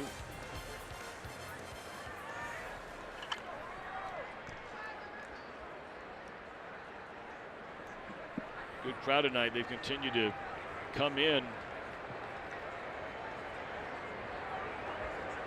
as we've rolled through this game. We're just in the bottom of the 5th inning. It's a 4-4 contest. Gerardo Parra tied the game with or brought him within 1 with a 2-run single, I beg your pardon, in the 3-run third. They're almost like a Dodger Stadium crowd, the way they've rolled in here after the start of the game. Right at first pitch, it was very sparsely populated here. Of course, it's a neighborhood that's just so full of life. I mean, there's so much going on around here. I had made the comment to my wife earlier today. When this ballpark first opened, they originally started playing at Mile High Stadium while this ballpark was being built. And really, the only thing around here was across the street. El Chapultepec is this bar right across the street. I used to pop in there every now and again after games around here, and then slowly but surely there are thousands and thousands of condominiums and restaurants and bars and shops and stores. And they went through a cycle where it ramped up and then it really fell back down for a while when the economy tanked there for a number of years. But here recently, it is nonstop. You go around this downtown and you can't turn your head without a condo building or an office building of some kind under construction. It's unbelievable.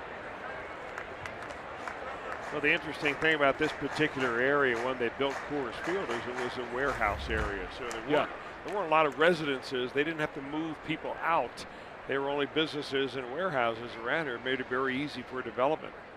That first year they played at Mile High Stadium, where you could put in over 70,000 people for a baseball game, they absolutely obliterated the all-time single-season attendance record. 4,483,000 fans in 1 year.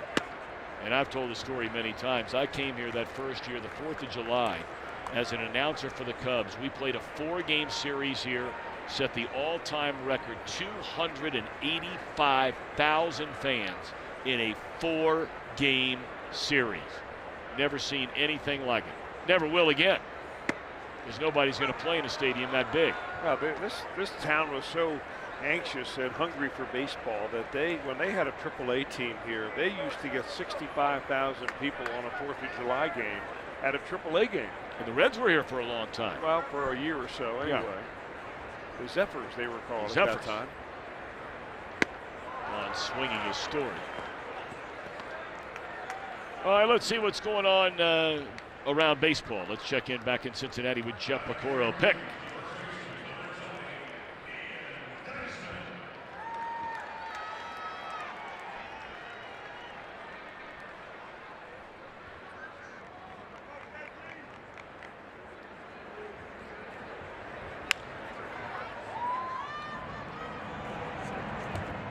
All right, thank you very much, Pick. It's a 1-2-3 inning for Romano. He needed that. Off to the 6th in a 4-4 game.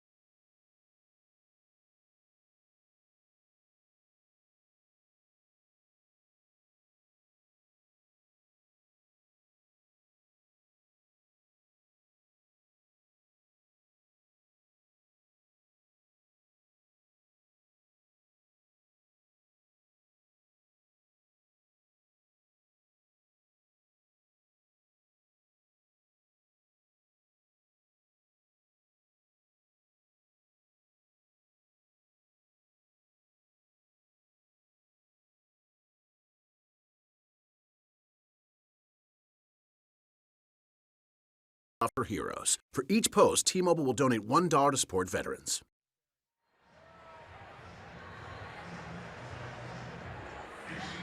Back to Coors Field in Denver.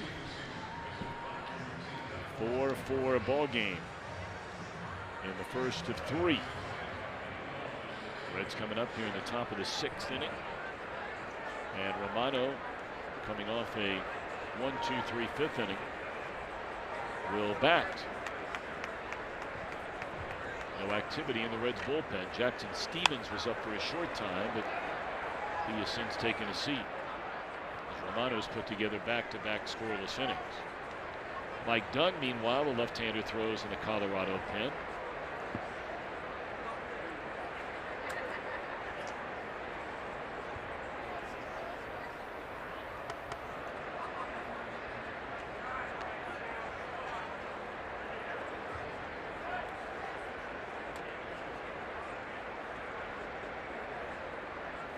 Romano over 2 has struck out twice. And make it 1 ball, 2 strikes here.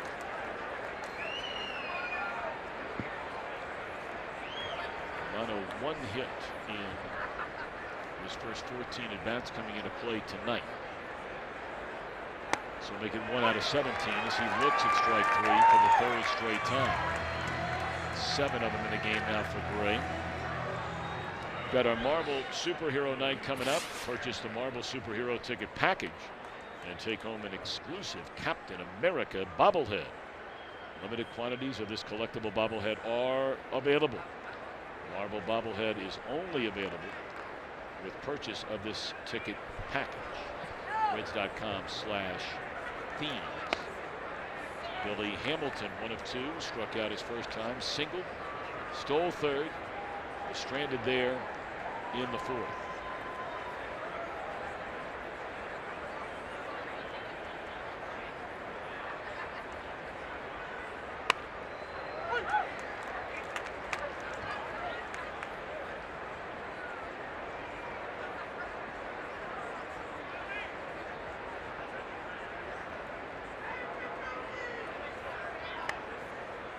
That's pretty wicked breaking ball right there. Really nothing but breaking balls to Billy Hamilton really the entire game. Struck him out the first time, gave up a base hit on a fastball his last time. That's a changeup, it looked like right there.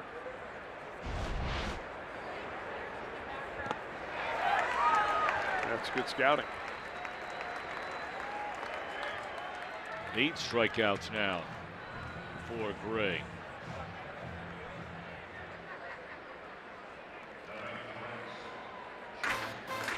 Get $5,500 purchase allowance on most Buick Envision models. 100th pitch coming up for John Gray. He's had a hard time throwing Jesse Winker strikes. He got Winker to lead off with a ground out. But since then, has struck him or walked him twice. And I don't know if anybody sees his ball. Tough time tonight to find it. Baleka bailing Story out to retire the side. 3 straight scoreless innings for Gray.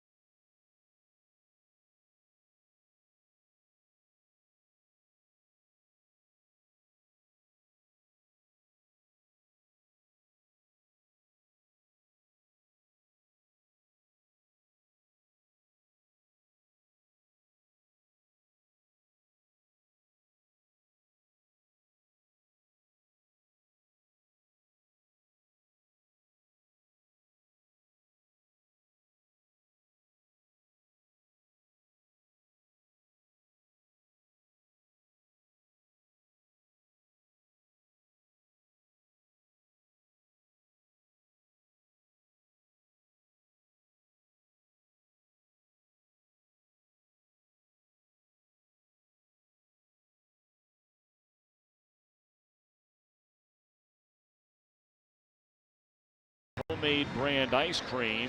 Full weekend. We have the big fireworks show on Friday, Scooter Jeanette bobblehead Saturday. Family fun is always on Sunday. You can be there as low as $12.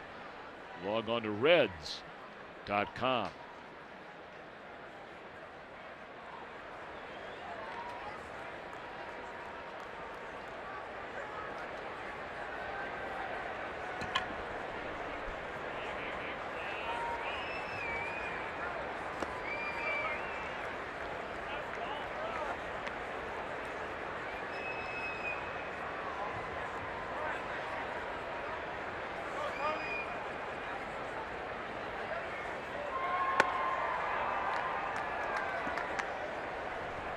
Four game. It'll be 7, 8, 9 in the batting order. Yeah, that's what Romano's got to keep in mind right here. I mean, he has now strung together 2 scoreless innings.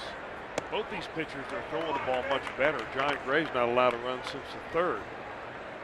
But when you've got 7, 8, 9, they are handing you basically the easiest 3 outs that you're going to get. Although in this case, you're probably going to see a pinch hitter in the number 9 spot.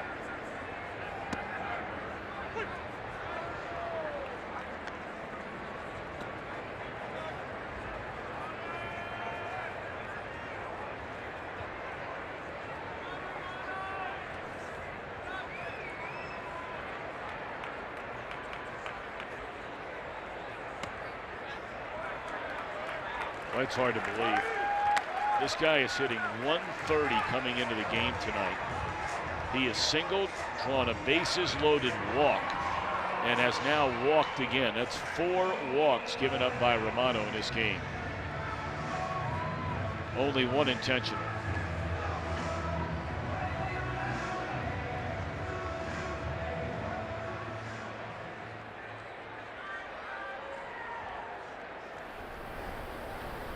Peralta is ready in the bullpen.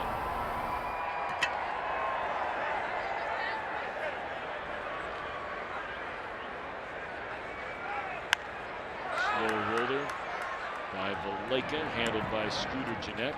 Oh, hit and run right there by the Rockies.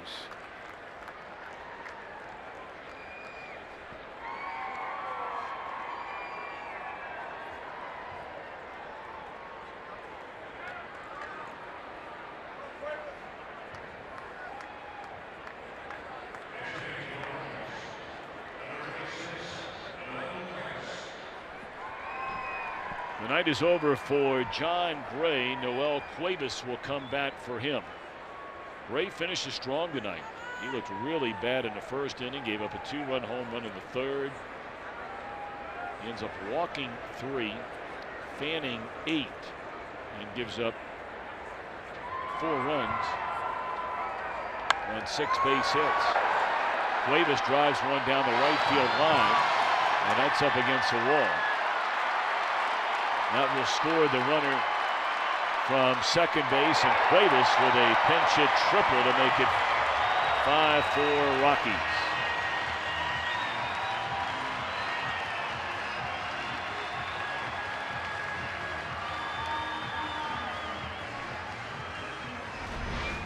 I think Cuevas surprised everybody with this. A breaking ball, though, that hung up above the waist. And those are the kind that you can really drive the other way. Somehow this ball stays fair, and it gets lodged right at the bottom of the fence of Chula. And drives in a run with that triple.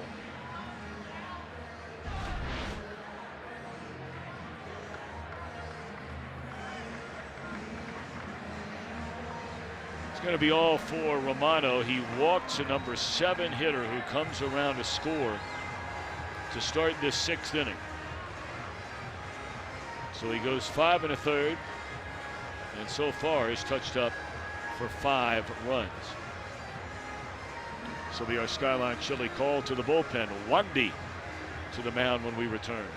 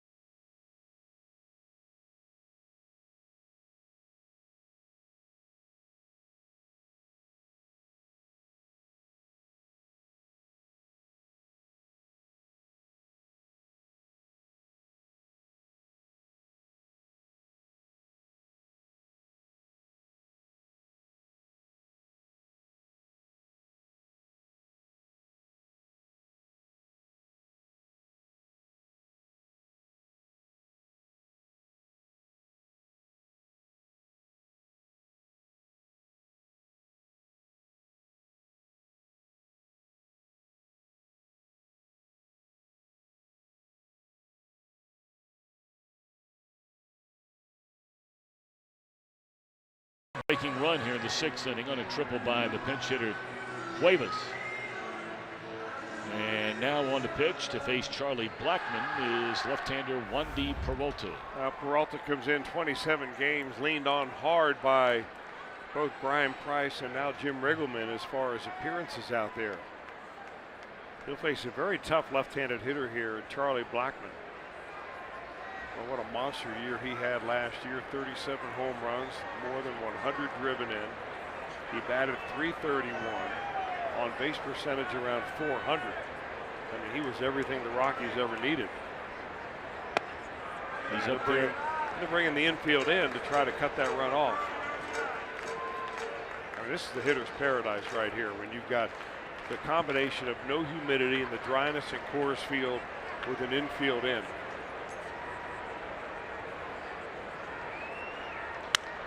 Popped him up.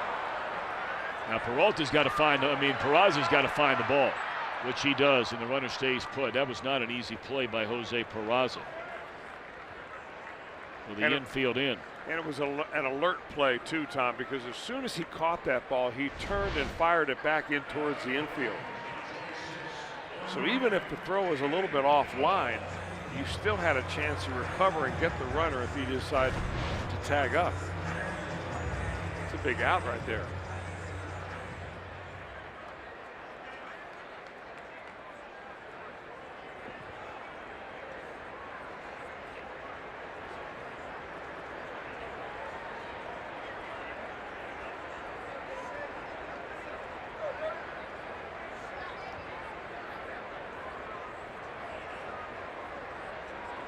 So runner at third, 2 outs, and another left-handed batter is Dahl, and Peralta delivers. And it's fouled out of play, strike one.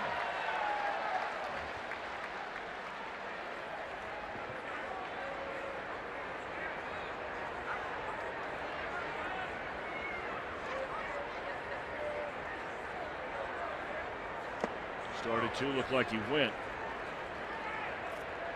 And apparently not. 1 ball and 1 strike.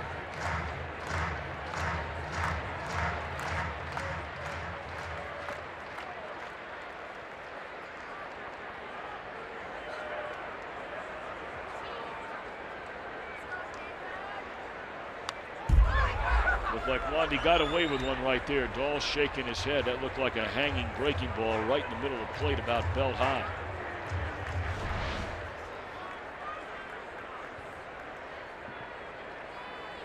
Sometimes it's tough, really, if you're charting Wandy Peralta, you can't tell your slider from your changeup because they're identical speeds.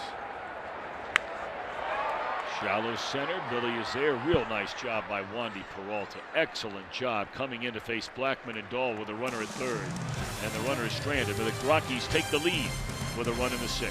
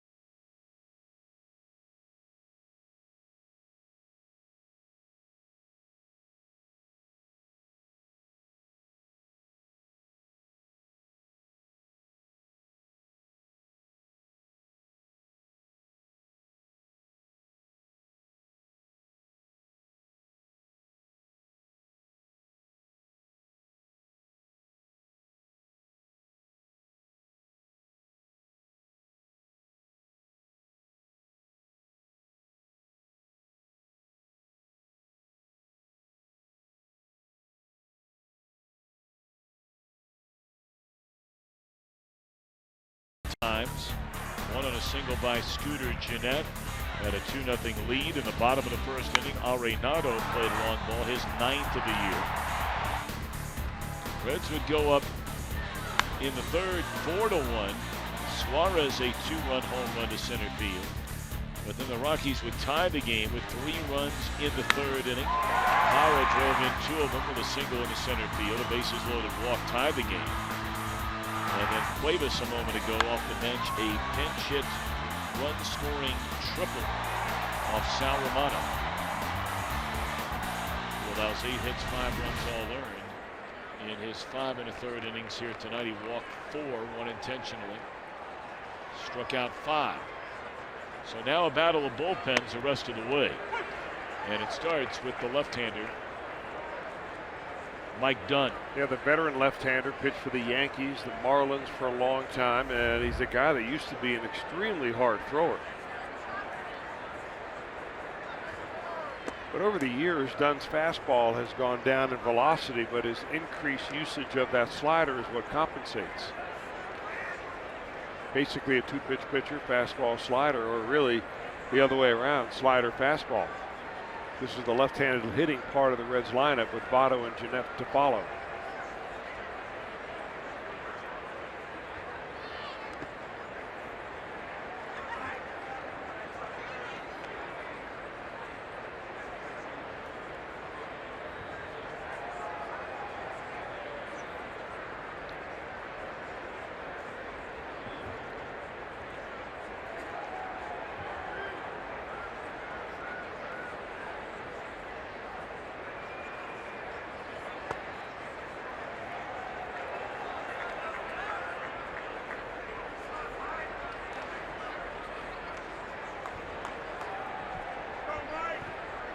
Ryan Shaw, right-hander, is getting loose.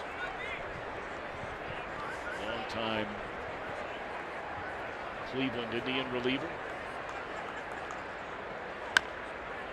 And Tucker chops it foul. He had a single his first time up. He has since grounded to short and popped to second. The Reds have not had a hit since Billy Hamilton's single in the 4th inning. They've not scored a run since the 3rd.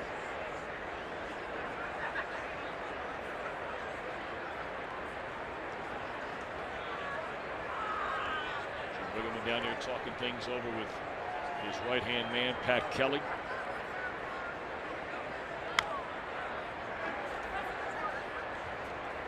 Central Division games around baseball today. The Cubbies down the Giants 6-2. Pirates beat up on St. Louis 8-1. That's a final. The Mets have just tied Milwaukee 3-3 that game in the 9th inning.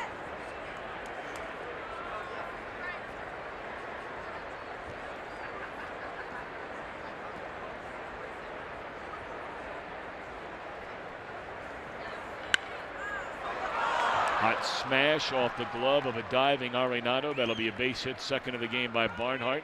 Good way to get it started here in the 7th. I think Tucker likes that number 2 spot in the order.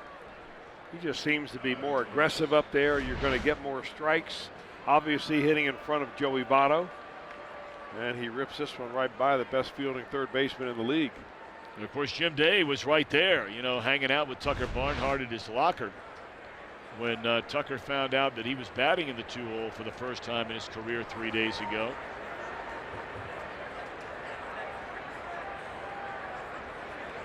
Joey Votto looks at ball 1. There's actually a conversation going on. Tucker Barnhart, Joey Votto, and Jim Day all kind of hanging out together.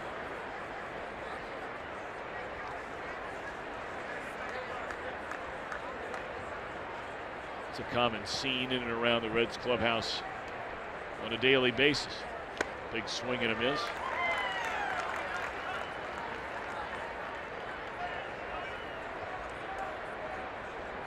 Been a tough customer for Joey Votto through the years, is Mike Dunn. Yeah, he's the only player in this Reds roster right now that has faced Dunn more than 3 official at-bats.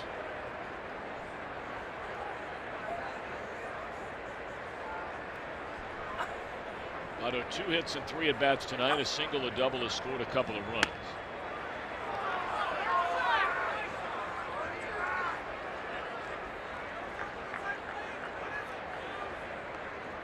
I think Tony Walter's having a little discussion back there with the home plate umpire, Adam Hamari.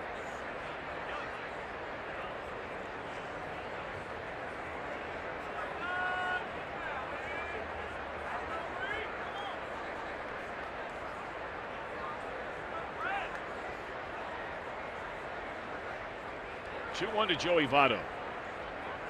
Nope, go to first.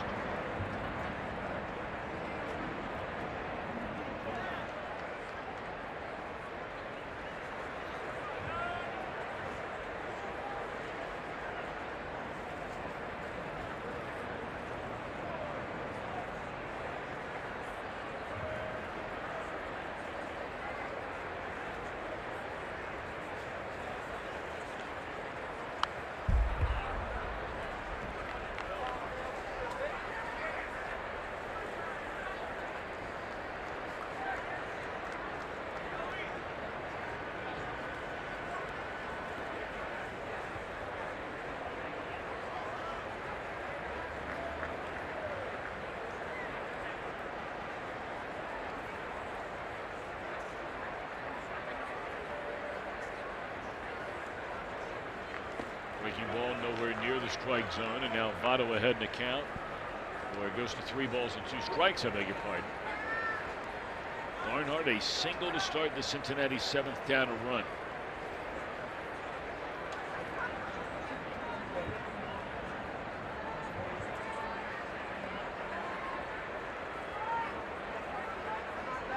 Scooter Gennett waiting, hoping for a chance to bat with a couple of Reds on board. 3-2. Double play ball here.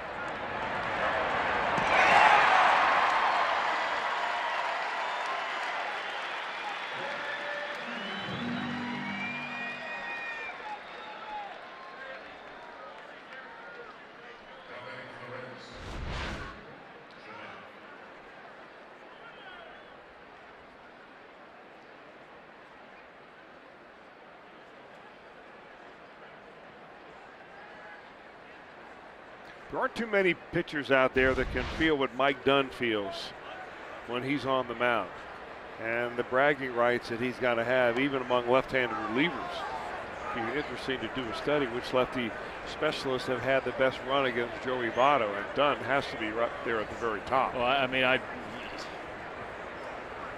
you'd be hard-pressed to think there is any pitcher who has 13 at-bats against Votto and has allowed only 1 base hit.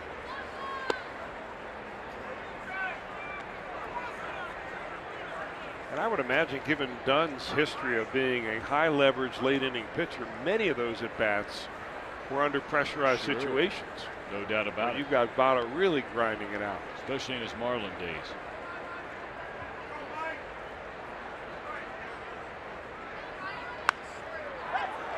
Scooter lifts it down the third baseline. Just out of the reach of Arenado into the seats.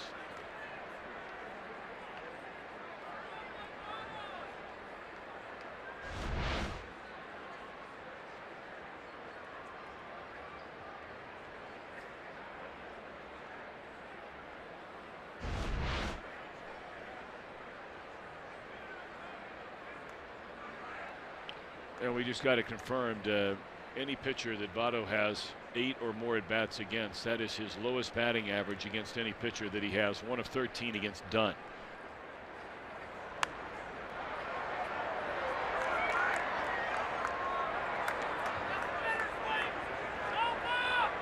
Kevin Segrist had his number for a little while, but then Segrist, his stuff really just seemed to fall off the table.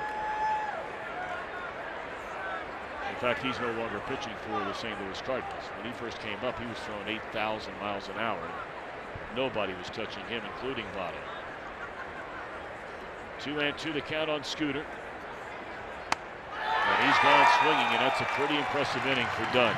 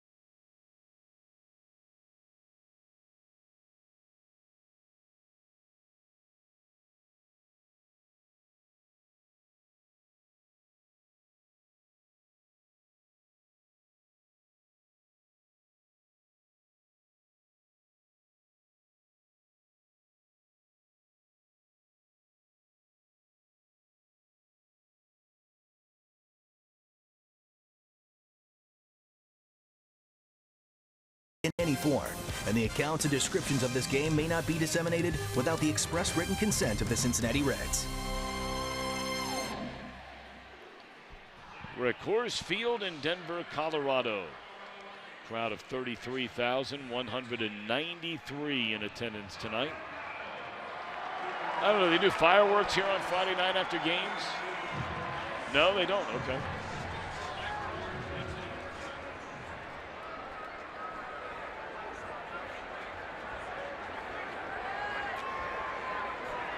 Okay, a lot of Reds fans here tonight. I was flying in earlier today, and there were Reds fans everywhere on this Memorial Day weekend, maybe having a chance to come out here to Denver for the first time.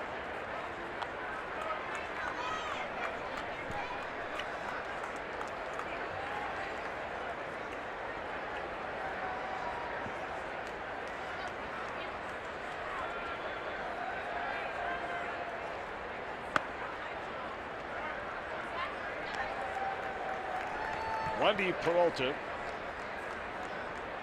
able to clean things up for any further damage against Sal Romano when he came in with a runner at third in the 6th inning. He got Blackman to pop up and a fly ball to Dahl to win the inning. And now he will start with a clean slate in the 7th. Adam Ottavino, who has just had arguably the best year of any relief pitcher in the National League so far this year, is starting to throw in the Rockies bullpen. 2-2 on Arenado. Reds have action in their pen as well.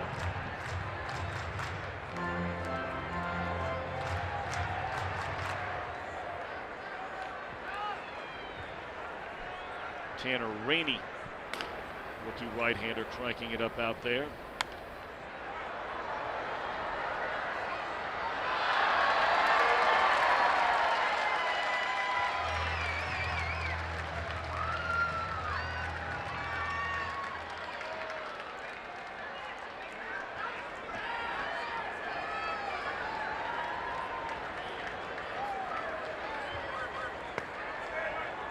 Just a little bit low. Arenado, a solo home run in the 1st inning, walked in the 3rd, bounced into a double play in the 4th. Rockies have come all the way back from a 4-1 deficit and own a 1-run lead. And there's a walk to Arenado to start the inning. You know, Tom, I've always thought that an inning like this for Wandy Peralta is one of the most difficult to pitch emotionally, because you come into a ball game last inning when the game's already on fire. I mean, the Rockies had something going. They had a runner at third base. You needed to come out and put that fire out.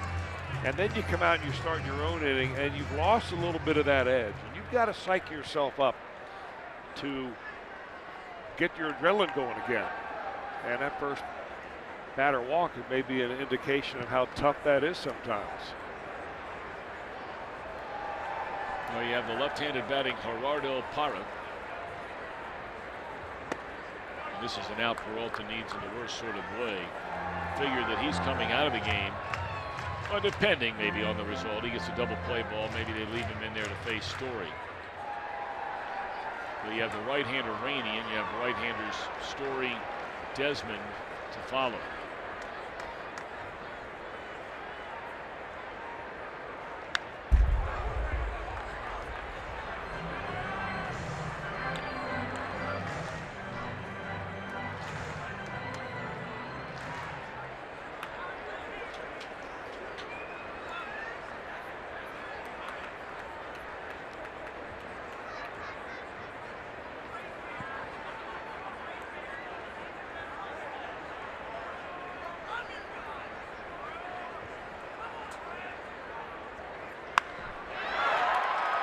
Straight away center field. Hamilton racing back to get it up against the wall. Well, ask Billy Hamilton which ball field that he loves playing in more than any other, and he'll stay without even thinking about it. Coors Field. It's the biggest field. It's the most green space to cover. It lets a guy who likes to run, and he does exactly that on hauling in that long fly ball by Parra.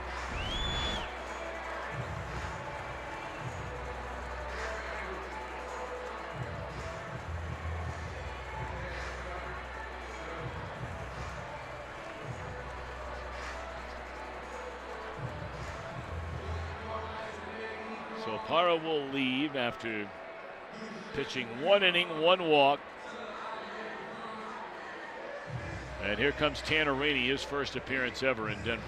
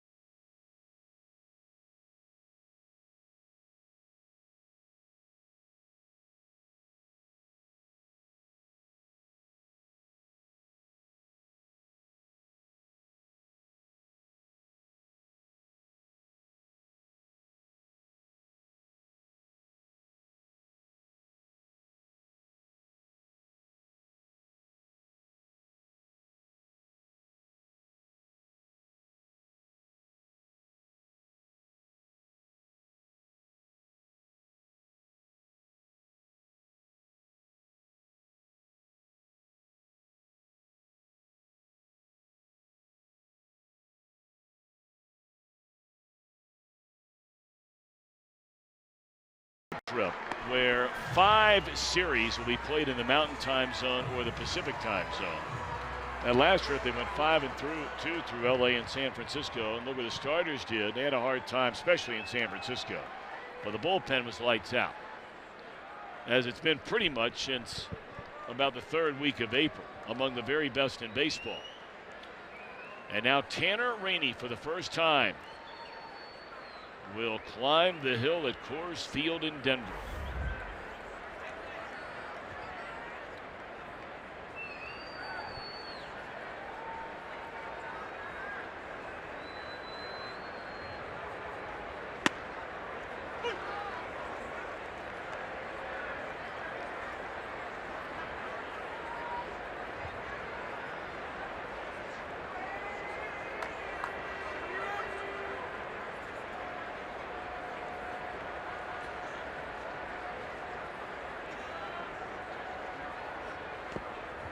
Rainey was so impressive the other night. You know, he had a hard time the first time they called him up to the big leagues, especially just throwing strikes. But he, after walking a batter, wound up pitching a hitless 6th and a hitless 7th. Stranded 2 inherited runners, you may recall, in that first inning.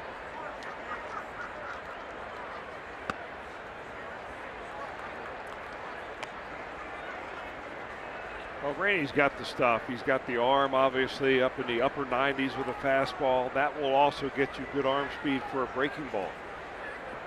But trying to relax still, this being only his 4th time on a big league mound.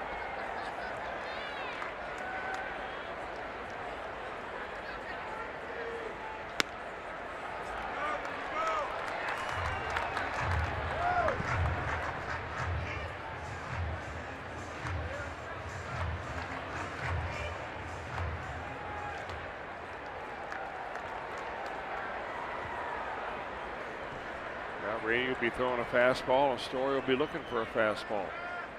Arenado having a running conversation over there with Arenado. 97 fouled straight back, 3 balls, 2 strikes. Rockies keeping an eye on Arizona tonight. Diamondbacks a 6-1 5th inning lead in Oakland. They're in the 10th inning now. The Brewers and the Mets. Mets tied that one up late. And that's a rare blown save chance by anybody in that Milwaukee pen. That's a #1 ranked bullpen in the league. There's 1. There's 2. Tanner Rainey, welcome to Denver. Ground ball double play. Reds bat in the 8th, down a run.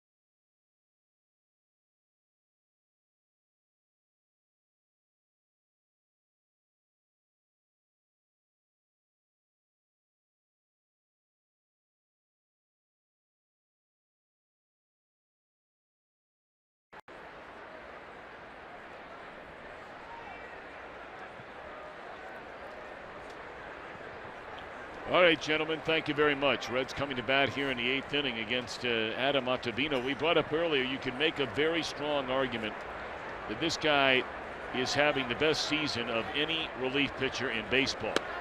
He has the lowest batting average against, .085.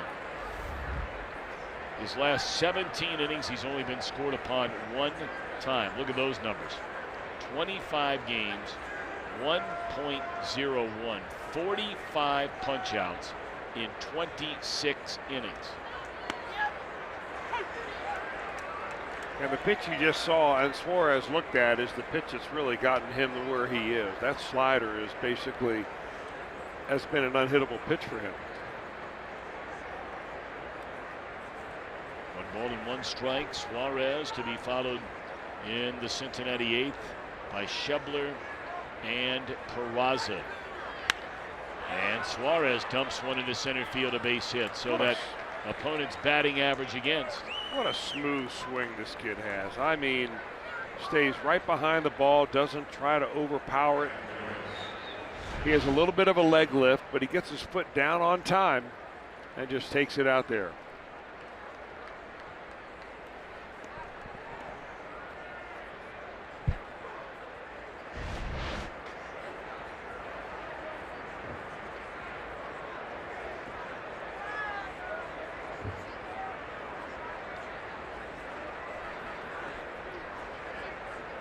Third time Suarez has been on base here tonight. And now Schebler looks at ball 1.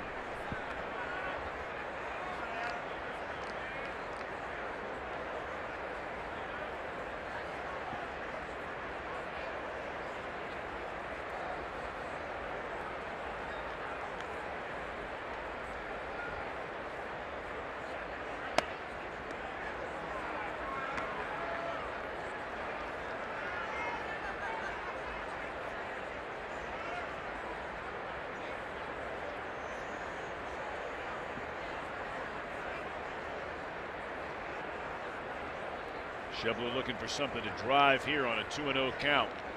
Reds are only down a run, and we're in the 8th inning.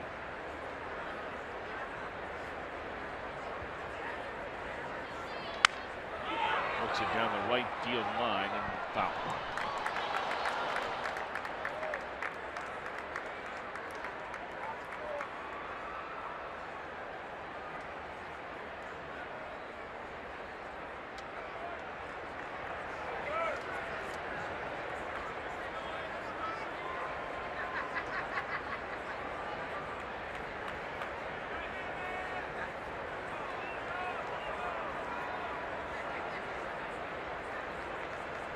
The back end of this Colorado bullpen has been really good. Ottavino, Shaw,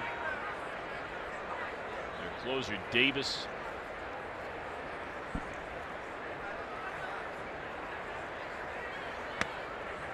And now 3 balls and a strike. Well, maybe Ottavino's due for an off night.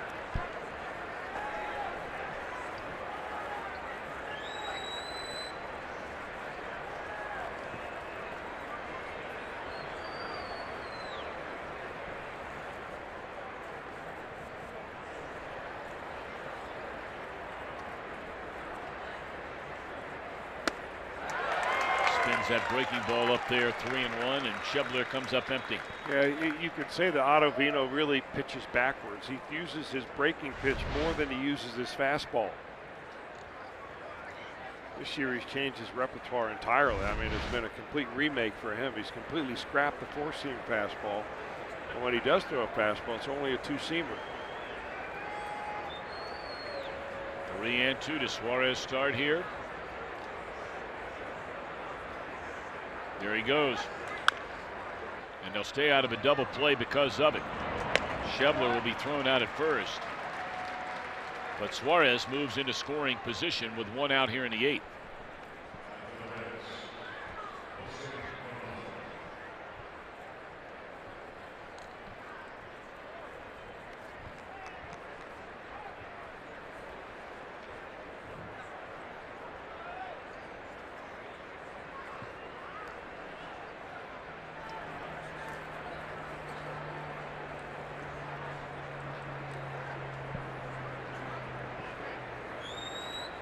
Here's Peraza. He's down to strike.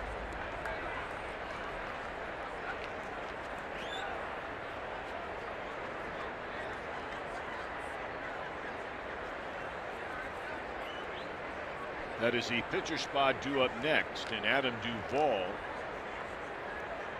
is standing there with the helmet on, bat in hand. The Reds do not have a left-handed batter available off of their bench tonight.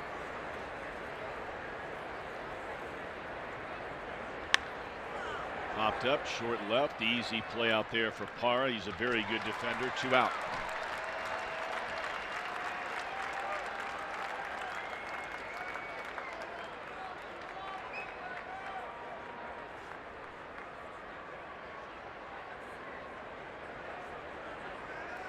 Reds hoping Duvall can run into one here. Coming off the bench to bat for Tanner Rainey. Good job by him. Faced one batter, got a double play ball.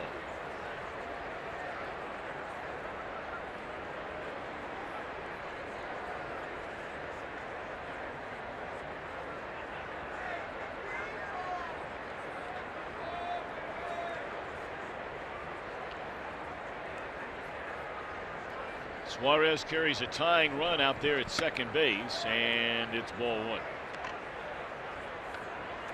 Duvall, a 177 batter, 9 home runs, 24 batted in. He is hitless as a pinch hitter so far this year, 0 for 5.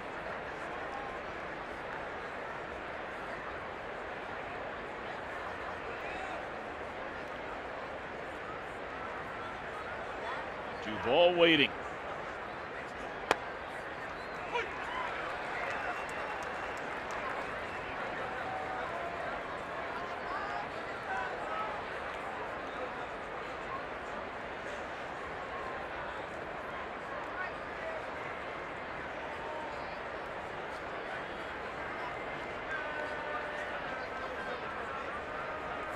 For Rockies, Cincinnati bats in the 8th inning with Suarez at second base and 2 outs, and Duvall wants timeout.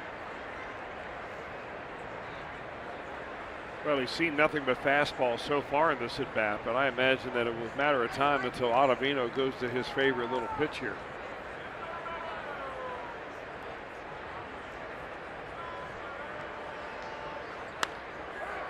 Popped up. And this should end the inning. Boy, this Rockies pitching staff has really shut down the Reds. They've only had 2 hits since the 4th inning.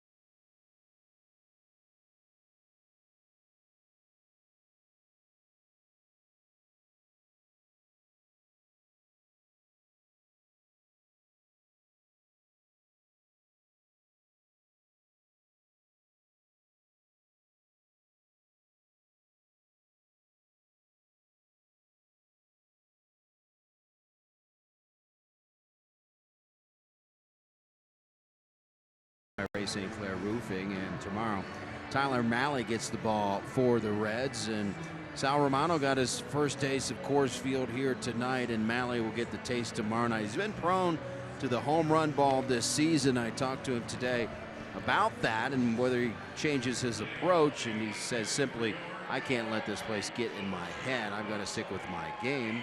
Easier said than done, but he'll get the ball tomorrow night. Not surprised, Jim Day, you'd be all over that story and thinking ahead, looking ahead, and getting together. I mean, you know, you've already setting the groundwork with so many of these youngsters.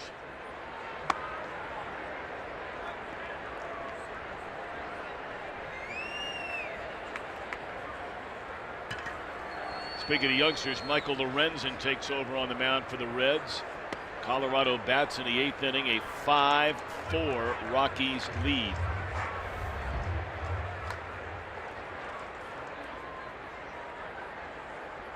Those numbers, Lorenzen's 2018 debut after spending the first 7.5, 8 weeks of the year on the DL.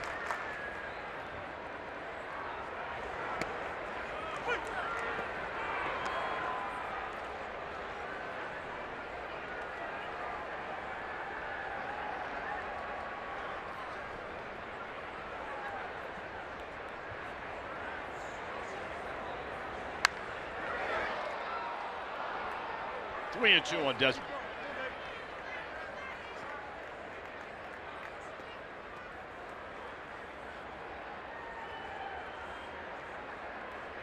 Something must be pretty funny. People are yelling out there at Adam Duvall. He's turning around and hearing it from somebody. It's a very different kind of crowd here in Denver than the left field crowd, which you talk to any left fielder in Major League Baseball, they will tell you nowhere is like San Francisco. Some of the things you hear from some of the fans there, I am told, are just, obviously this being a family program, they would be completely unacceptable to repeat. And it's nonstop, apparently. Well, you would think that some of the other ballparks that would offer maybe some competition, left field competition, aren't built to have the fans right on the left fielder. Right. Like Yankee Stadium. That's right. Or in the City Field in Right. New York where the Mets play. They've got potential there, but they're so far back from left field, you can't really interact with them. Same with Philly.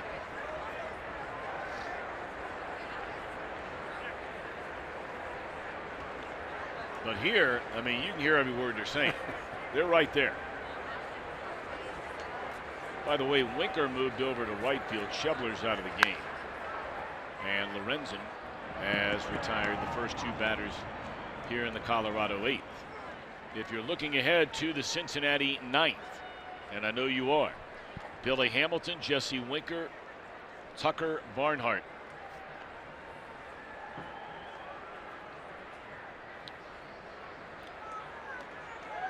And Wade Davis will get loose in the bullpen. He is their closer.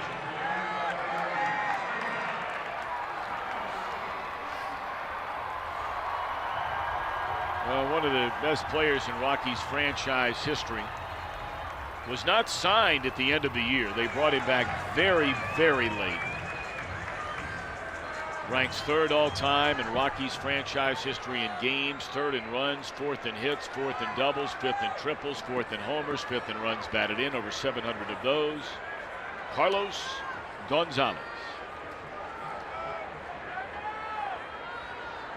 He will pinch hit for Valleca here in the 8th inning.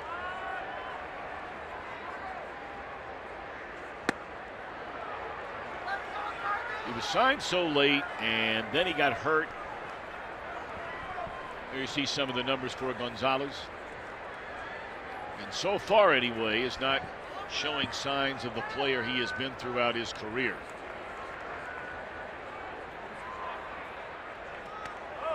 Well, if you go simply by WAR, he has been the 5th most successful Rocky player ever. There's Todd Helton, Larry Walker, Troy Tulowitzki, and his teammate now, Nolan Arenado, above him.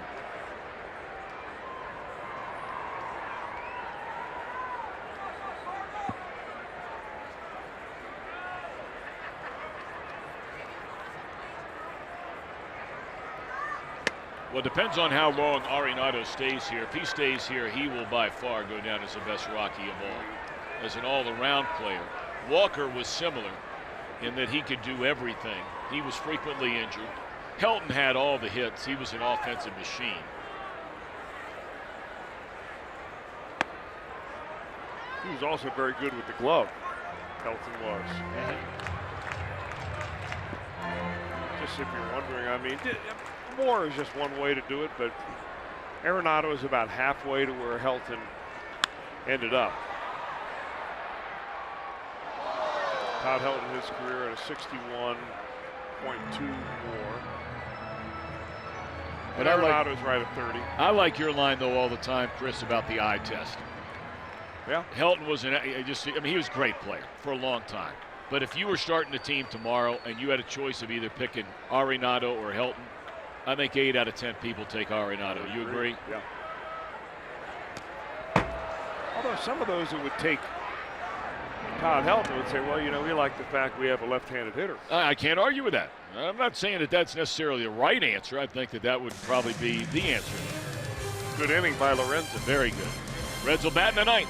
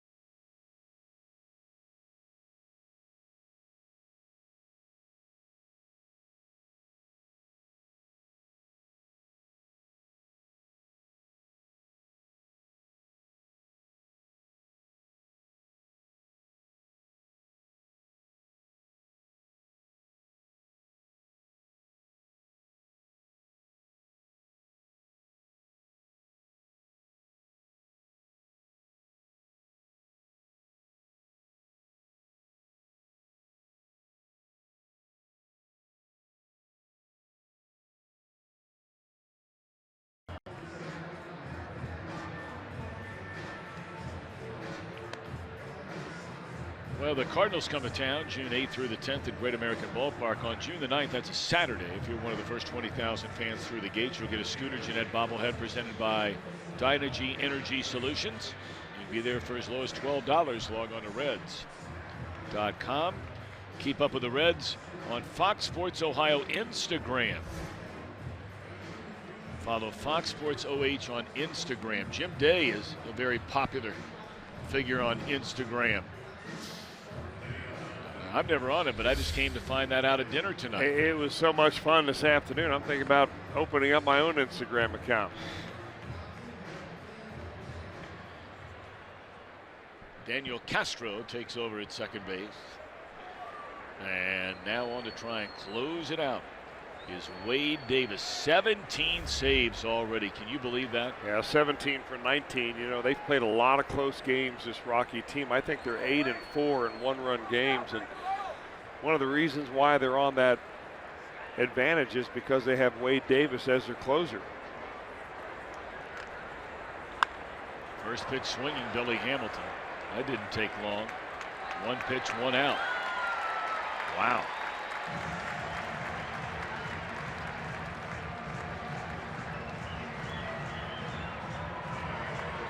Davis really a three-pitch pitcher. He features a fastball, a cutter, which is resembles a combination of a fastball and a slider, and a true curveball.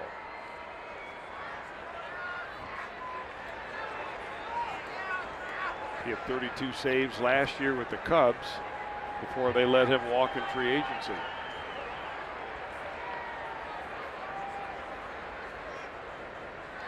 He had spent his entire career prior to that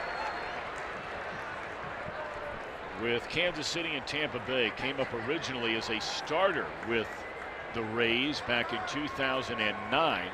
He went to the bullpen with Kansas City in 2014 and has never looked back. Jesse Winker, one Florida native against another in this at bat. And it's 0-2.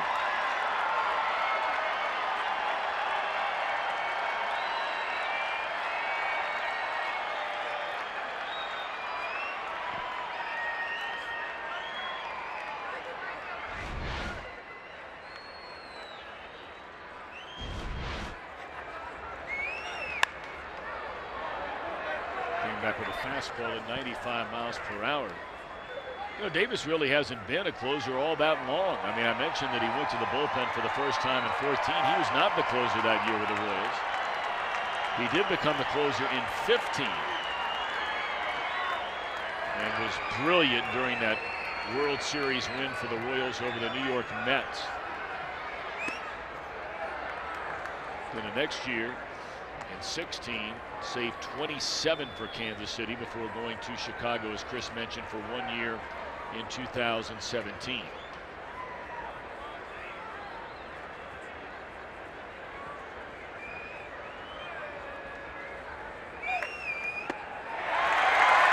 Reds are down to their final out.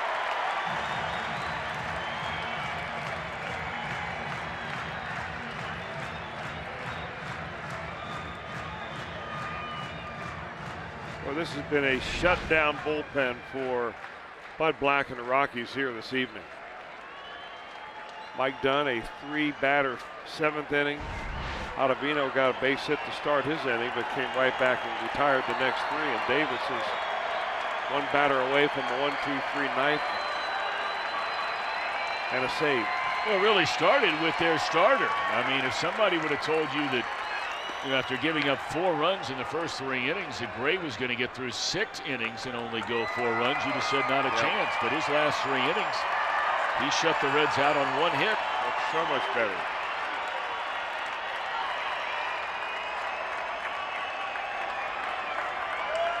Reds would love to give Votto a chance here, but Barnhart's going to have to reach base for that to happen.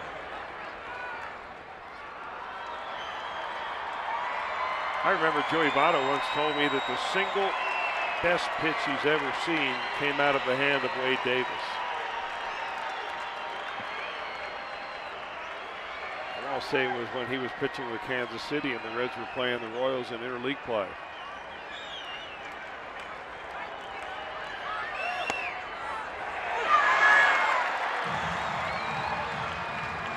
Tucker's got a point right there. He's been catching all night long, and he knows Hamari's strike zone about as well as anybody. And just because the count is 2-0 doesn't have to be called. The marginal pitch doesn't have to go as a strike.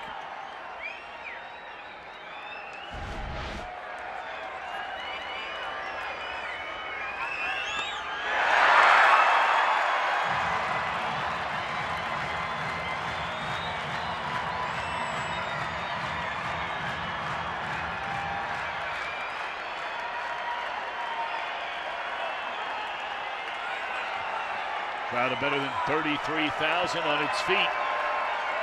2 balls, 2 strikes on Barnhart. He'll stay right there.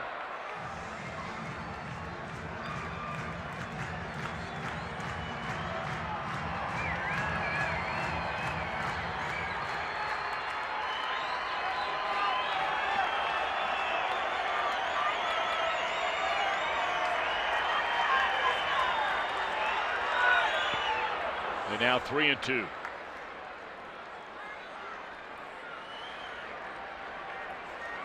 Reds bullpen has been lights out tonight. 2 2/3 innings turned in by Peralta, Rainey, Lorenzen. No hits, no runs. Barnhart trying to keep the hopes alive. A 3-2 pitch with 2 outs, down a run in the 9th.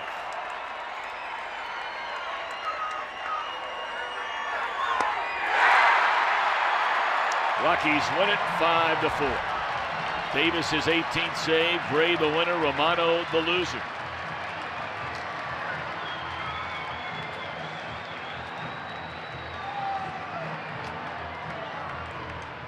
Five-4 Colorado. Back with more in a moment.